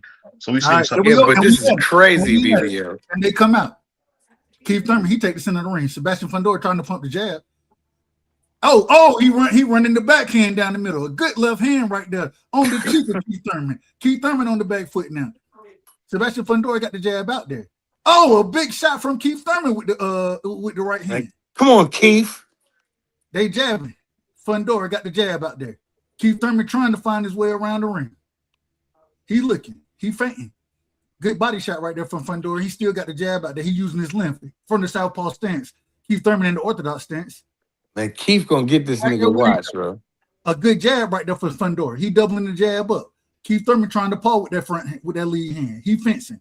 Fundora, he shooting that, but he ain't able to catch it. Keith Thurman said, I'm gonna fight you. I'm gonna fight you at my range. I don't know what range that is. I have no clue. Fundora look goofy, man. A good combination from Keith Thurman. Went down to the body with the right hand as well. With the left hand. And Keith Thurman, he's circling the ring. Fundora. I'm not on mute. He on the jab. He got the jab going. They faint. They looking. Fundora still pumping that jab. He trying to go up and down with the jab, but he's short with it. Keith Thurman staying out of range. But he not in his own range to land anything. He get clipped just a tad bit. Touched on the cheek a little bit by the jab. Fundora still jabbing. He jabbing at the chest now. Fundora trying to come forward. Keith Thurman trying to rush in. He slipped, though. He slipped. He didn't get caught with nothing. He just slipped. Keith Thurman circling. He's circling out there. He trying to attack the body, but he's short with the body attack. Fundora still got the jab out there. He trying to double and triple it up, but he's short with the jab. He found his range now. Keith Thurman, he's settling down. Fundora, he's shooting the jab, doubling and tripling it up. Nothing behind it though. He just throwing it out there. Keith Thurman said, "What you got for me?" He trying to go to the high guard now. He picking the jab. He keeping his head off the line. Thurman is. He on the back foot. He's shuffling. He trying to jab, but hell, you ain't close enough to jab. A good shot right there from Keith Thurman. And he trying to make it an inside fight. And Fundora trying to go to the body of Keith Thurman. And then he got the jab right back out there. Good jab right there. But then he missed the jab. Fundora does. Fundora, he walking forward. Keith Thurman circling. Double jab right there from Fundora. Nothing lands, though. Another jab that nothing lands. Fundora still pushing the pace, though. Keith Thurman, he trying to measure, he trying to fence with his lead hand. They feint with each other. Keith Thurman looking for the body action. He can't get there, though. He too short. Respectful. He get hit with the jab on the cheek. Fundora coming forward. Now Fundora looking for the backhand. Keith Thurman looking for the backhand. Keith Thurman looking for the big overhand left, but he misses it. He tried to sweep him with that left hook. They go to jab again. Body shot short, and that's the end of the round. Wow. How you unofficially, D-Free, how do you score this unofficially? Man. I got it 10-9 Sebastian Fundora. He got the first round. Hell no. Prize, you disagree? Hell yeah. I think Keith, what if Fundora didn't do nothing? Keith Thurman was more. I would disagree. I thought one time looked terrific. Yeah, one time it's 1-0 Keith Thurman, if you know what you're looking at. Amazing. Coach, how you got it? I had Fundora win in the first round. I thought Keith looked good, but I had Fundora been the aggressor, and seemed like the length and distance may be the issue. But Keith Thurman did look good. It surprised me. He looked good. He looked sharp. It just seemed like he can't get there. All right, here we go. Well, he landed a combination and stuff. I thought he looked good. And we back at it. And now, Keith Thurman, he coming out. He on the back foot. So Fundora pumping the jab again. He picking the jab, though. He continuously picking that jab. Fundora, but he fighting behind that jab. He got the pressure on. He's stepping. Keith Thurman looking for a combination, but he out of range. He get hit with a jab right on the cheek. But he got his head off the line. They jabbing with each other. Good body shot right there from Keith Thurman. Fundora looking for that backhand, but he was short with it. Keith Thurman, he keeping his head off the line. Fundora still got that jab out there, though. That right jab. But now Thurman jabbing with him. Oh, and two good body shots right there from Thurman. Thurman, Thurman, he almost got dropped with the backhand right there. He didn't touch the canvas, though. Wow. That was a good shot from Thurman. I mean, from Fundora. Thurman is still picking that jab, though. He picking that jab. But Fundora got it out there. He's stalking. Two good body shots right there from Thurman. Fundora looking for the uppercut short with it, though. Thurman being smart. Another good jab right there from Fundora. He misses the jab. Oh, now he coming with the backhand. He looking for the uppercut as well. Fundora trying to throw in combination, but Keith Thurman defense is there. Fundora still got the jab out there. Keith Thurman on the back foot. He's circling. He's circling to Fundora left. And then he come in with another body attack. The backhand lands to the body. That left hand. They feint with each other. Double jab, missed by Fundora. Thurman circling. He's circling. He's looking. He's trying to find his way in. He's trying to frustrate him now, it seems like. Fundora, he still got the jab out there, but he ain't throwing punches in combinations. He ain't throwing punches in bunches. He's just shooting the jab right now. But the jab is short. He know, hey, if my jab's short, then Keith Thurman can't hit me. Fundora still got it. And Thurman picking the jab. Fundora trying to go up and down with it, but he missing it. Keith Thurman keeping his head off the line. And now he trying to attack, but he's short with his attack. Thurman is. He tried to go to the body and come upstairs with it, but he was short. Then he got touched on the cheek with a little jab, nothing big. Now Fundora got away he won. Well, but Thurman, he circle out. A quadruple jab, nothing lands from Fundora. He trying to land that back left now.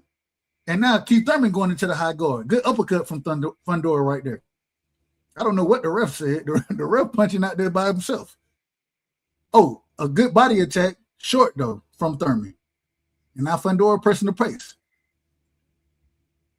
Thurman trying to come over top. Oh, a good shot right there with the backhand from Thurman. And that's the end of the round. Wow. Man, Keith Thurman is a hell of a fighter, man. This dude ain't fought in a while. He looked this good. This is crazy. Amazing. This dude looks super, super sharp, man. I don't know what he been doing. Shout out to Keith, man. And he said he doing it for the unks out here. Me and Keith Thurman the same age. So, hey, shout out to the unks. I Hey, ain't even know I Bernard, was on. how is he this sharp, man? He ain't been in the ring, man. How is he this sharp? No, the man just fought last year. What are you talking about? Man, he ain't fought nobody at Fundora's level. Brock, I wouldn't say Brock Jarvis is on the same level as no Fundora. Keith Thurman got some good ankles out there though, because he got caught with a good shot, Yeah, and he didn't touch that canvas. He got some good ankles on him.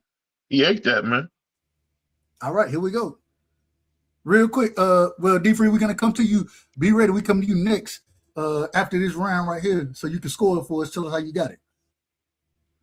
All right, and we back at it.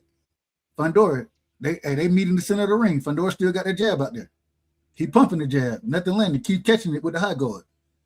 A double jab, triple jab from Fundora, nothing lands though. Keep Thurman on the back foot. Oh, hey, and now Thurman throws the jab and lands it. He finding his way in there, but he got his back on the ropes. He said, let me get my back off the ropes.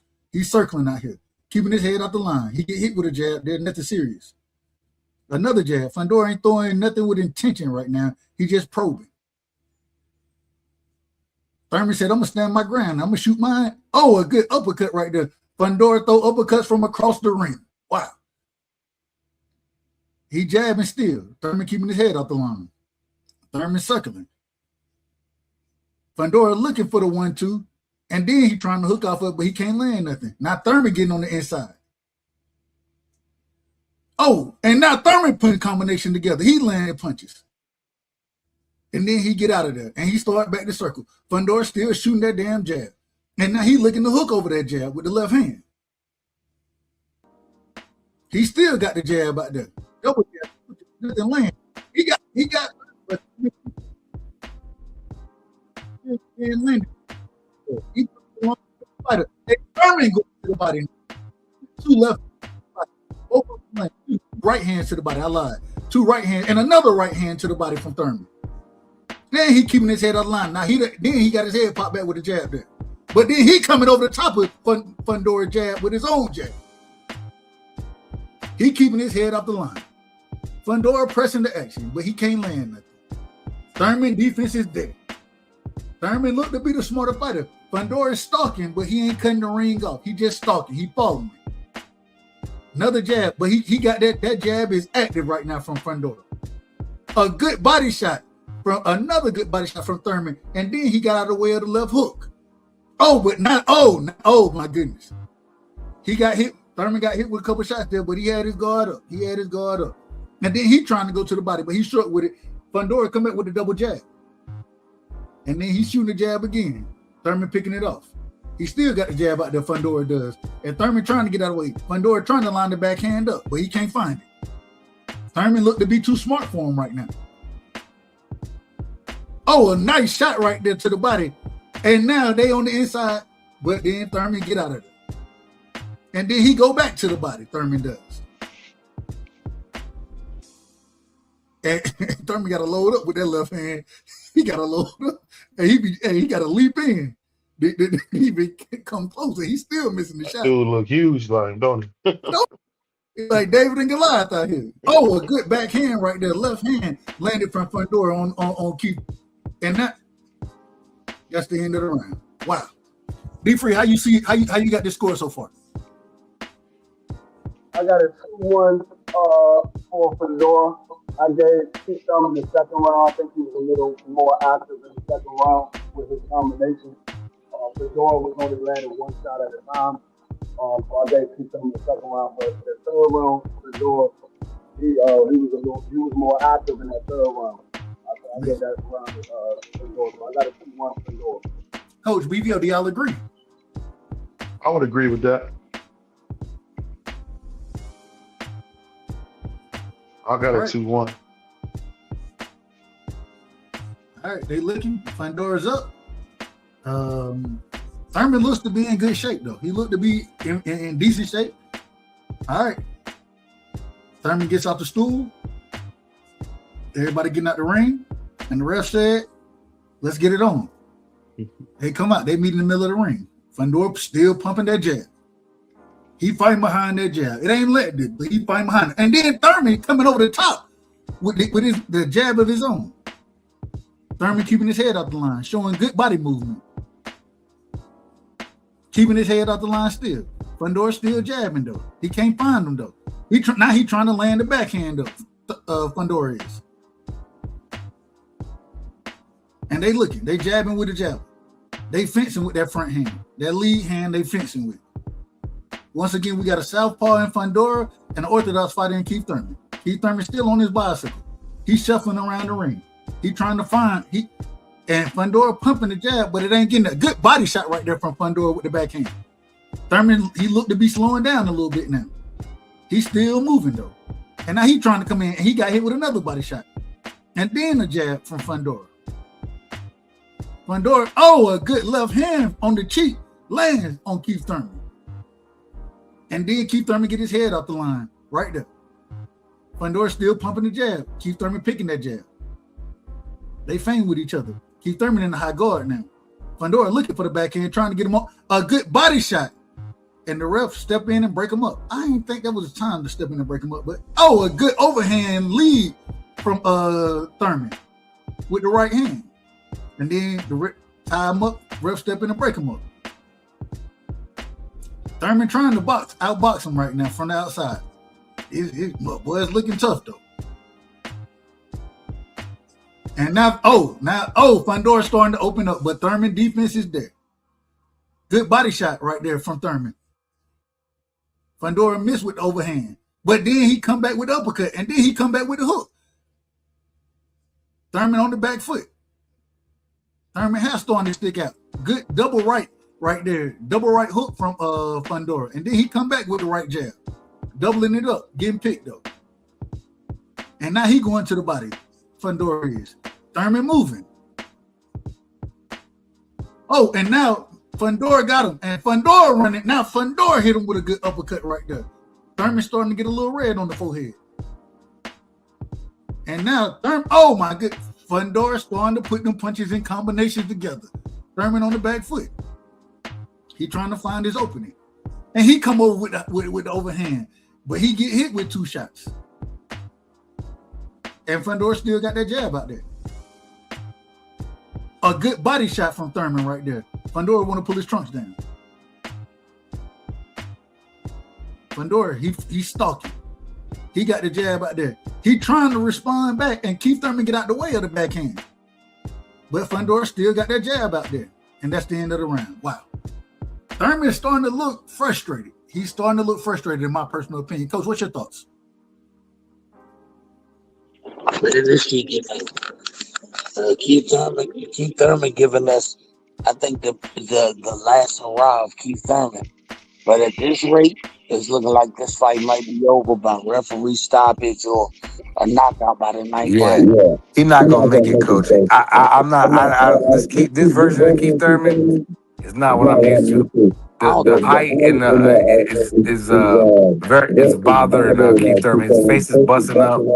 He got mounces and bruises all over his face. He's not gonna make it. And I was wrong when people was like, "Oh, he gonna stop Keith Thurman." I was like, "Hell no, man! I was wrong as hell. He not gonna make it, bro. He's busting up in between the corners. His face was.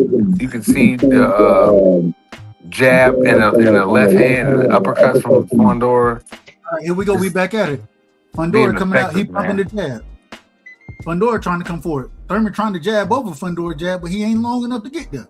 And he on the back foot. He's shuffling again. A good combination from Thurman right there. Ooh. And now Thurman back on the bicycle. He's shuffling. Thurman gonna have to make it interesting to win this fight now. And Fundora still got that jab out there, and he just running it down the middle. Thurman trying to go to the body. And Thurman back on the bicycle shuffling. Another good body shot from Thurman. And he back on the bicycle. He trying to walk Fundora into something, but Fundora is being very patient. He jabbing. Fundora fighting behind that jab. He doing a really good job fighting behind that jab. And now he putting combination together. And he throwing, and then he clipped Keith Thurman with the with the right hook. And then Keith Thurman tried to come with the big right hook. And a good body shot. But Keith Thurman got clipped right there. But then Fundora smiling right there. That was a good body shot. Another good body shot. But now Keith Thurman getting hands put on him. My goodness.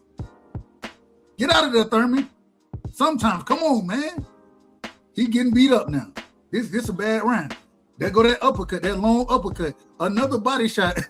Thurman, even to get to the body, he got to jump in there. And he keeping his head out the line. He got good defense, but now he in the corner, and Fundora is peppering him. Fundora is teeing off on Thurman. And Thurman his face starting to swell up. And he trying to come over the top, but he can't get there. Oh, another good body shot. And Thurman throwing oh my goodness. A combination being put together by Fundora. And now Fundora done trapped him. He went to the body there. Lord. Thurman got to lunge so much to even get close to landing the punch. It don't even make sense. But he taking risks. And he getting peppered though. He getting hit with the jab. He getting hit with body shots. Thurman is. And Fundora still got the jab out there. And now Keith Thurman find himself on the ropes. He back on the ropes, and then when he on the ropes, Fundora able to tee off. Good body shot right there from Thurman. But then he get hit with the backhand. And then he get hit with a jab. And now he done started, his hand done started to drop some. He ain't in the high guard no more. But he's swinging for the fences. And then he got clipped trying to get out of there with the right hand. And he's shuffling. Thurman is. On the back foot again. He trying to post. Oh, a good body shot. But then Thurman getting clipped. He getting beat up right now. Oh, and Thurman looks hurt. My goodness. Man, this nigga not gonna make it, man. That's the end of the round. Wow. This shit is, he's getting his ass beat. Man, you was right. You was right. Puerto Rican Free was right, man. This ain't no fight. It's a week now. Yeah, I mean, Free, he's not gonna, like, they need to stop this. He doesn't need to come back out the corner. It's not necessary. You know, he doesn't fight that often. He's taking the beat. He's busted up. He got mouses and all over his eyes. Uppercuts, jabs, left hands, right hands, everything landing. The kitchen sinks. Keith Thurman been hit with the kitchen sink. And if they love him, they wouldn't let him come back out. Why is he coming back out? It's a new generation, man. I told BBO we gonna get shit beat out of him. Wasn't gonna be that nice. And he's getting the shit. Look at his leg. He got some. I mean, he's really getting his ass whooped. I'd have told you. That man. I'm just saying, this is the beginning of a new guard. This is like when you start seeing. And the doctors are checking with Thurman right now. They checking. They should, Doug. And they should stop it. He shouldn't come out. And the ref said, "No, you good to go. We're gonna let you keep fighting." Oh my God! Everybody got your mouth guards in. The ref said, "All right, we back at it." He's a good talker. And now Fundora, he coming back with he's starting off with that jab again. This is the last round. Thurman moving. Thurman trying not to get hit. Oh, and now Fundora peppering him again. Thurman, a good shot from Thurman, but then he get hit with the backhand. And then another good body shot right there. Hey, look, hit body shot be at Fundora hip. And now Fundora starting to tee off on the man. And Thurman looking for a shot. But when Thurman go in there, he end up in trouble. And now Thurman getting beat on. My goodness, but that's Fundora's putting hands on Keith Thurman. And another good body shot. Keith Thurman is bleeding out of the left, under the left eye. He bleeding, I believe, or it just looked really bad. And now Fundora running it down the middle on him. And Thurman looking for a shot, but every time he look, and now he getting peppered again. My goodness.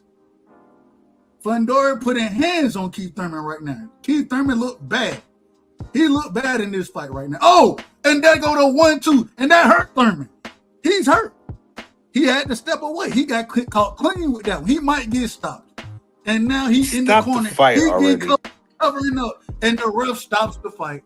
Thank God. The ref stops the fight. It's 6th round, and the ref said, "Hold on." I mean, did you see Keith Thurman's face? Wow. Now he's bleeding. He's bleeding all over. He's cut up. He looks bad. He got beat up. He got beat up in this fight. And the referee's telling him, it's like, yo, bro, I gotta save your life, bro. I got a career and a family. I mean, he's just. Hey, coach, let me ask you this, man. I mean, he's all fucked up, man. I mean, this is crazy. Keith Thurman got his ass beat, bro. I tried to tell you. Yeah, I was wrong. Yeah, I was wrong, Coach. You. When I was like, Keith Thurman gonna give him a run for his money, he was like, man, you tweaking, basically. What you said. And look at Cam in there with his big fake teeth. I told you that shit wasn't gonna be competitive at all. No, you did, Coach. I was wrong as hell. Me, prize fighter, wrong again. Once again, I was super wrong. I thought Keith Thurman was gonna beat this kid, man, but this kid got super good. He got a SO mustache. I should have known he was about to beat somebody the F up. Once his father got through to him and said, "Hey son, you can hit a nigga with a 1-2 while you standing at the fucking phone booth. Why are you getting close to him? He's fucking people up." That destroyed Keith Thurman, bro. And Keith was out there trying. Yeah. And got him beat up.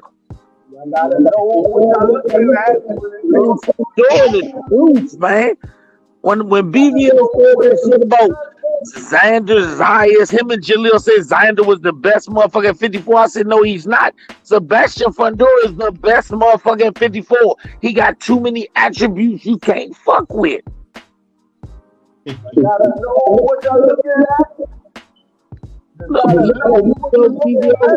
He watched. Hey, man, he beat the brakes off. Look at Cameron in his purple suit and his fake teeth.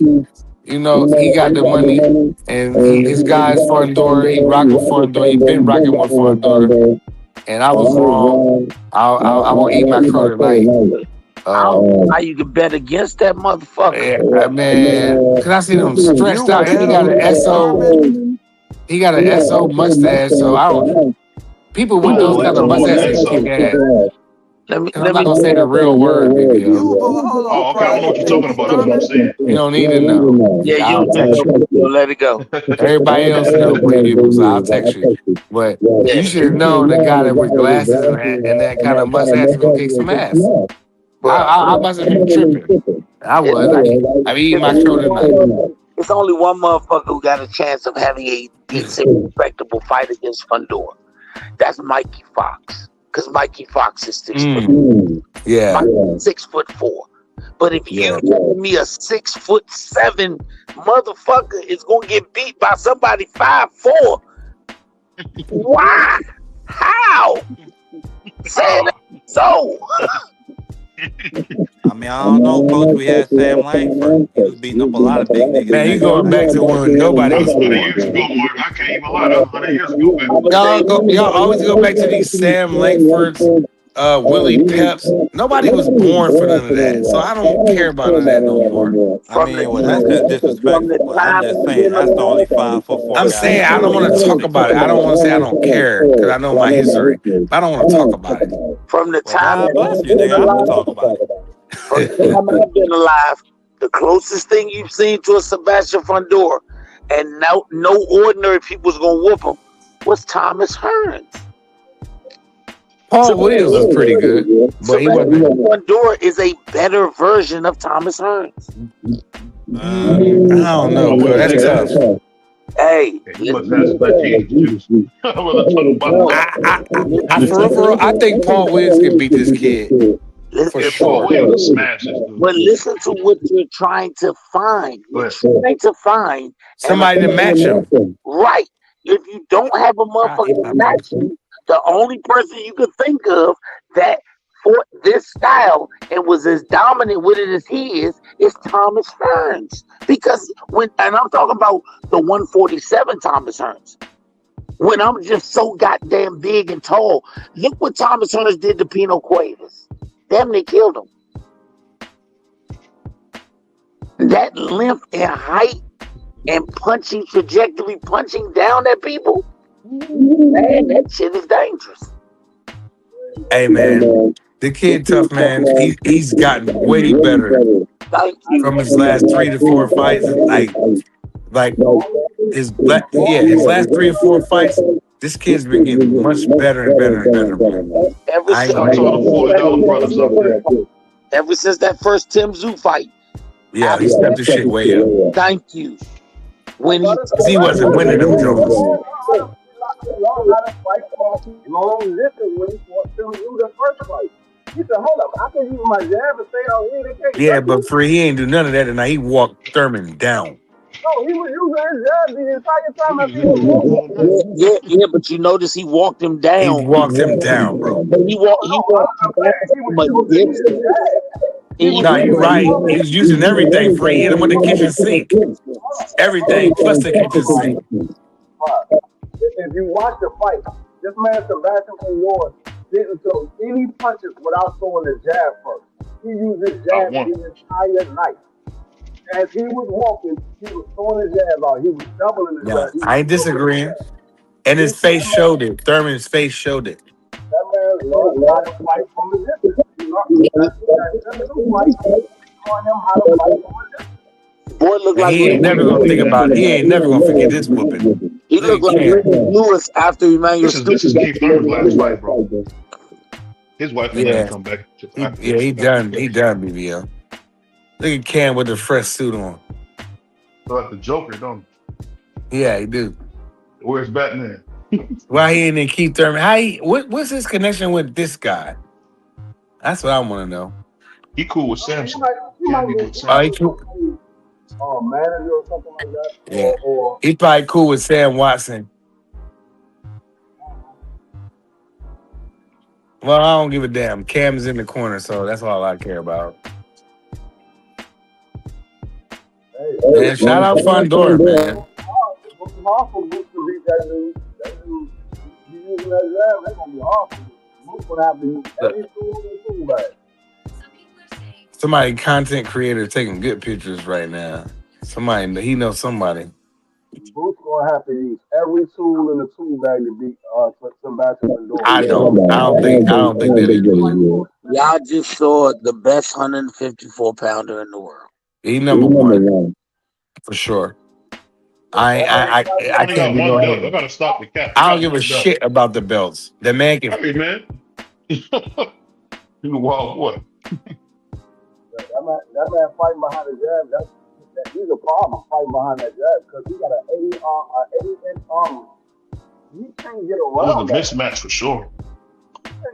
It's like when he fought Tim Tszyu fought Baca. What is this?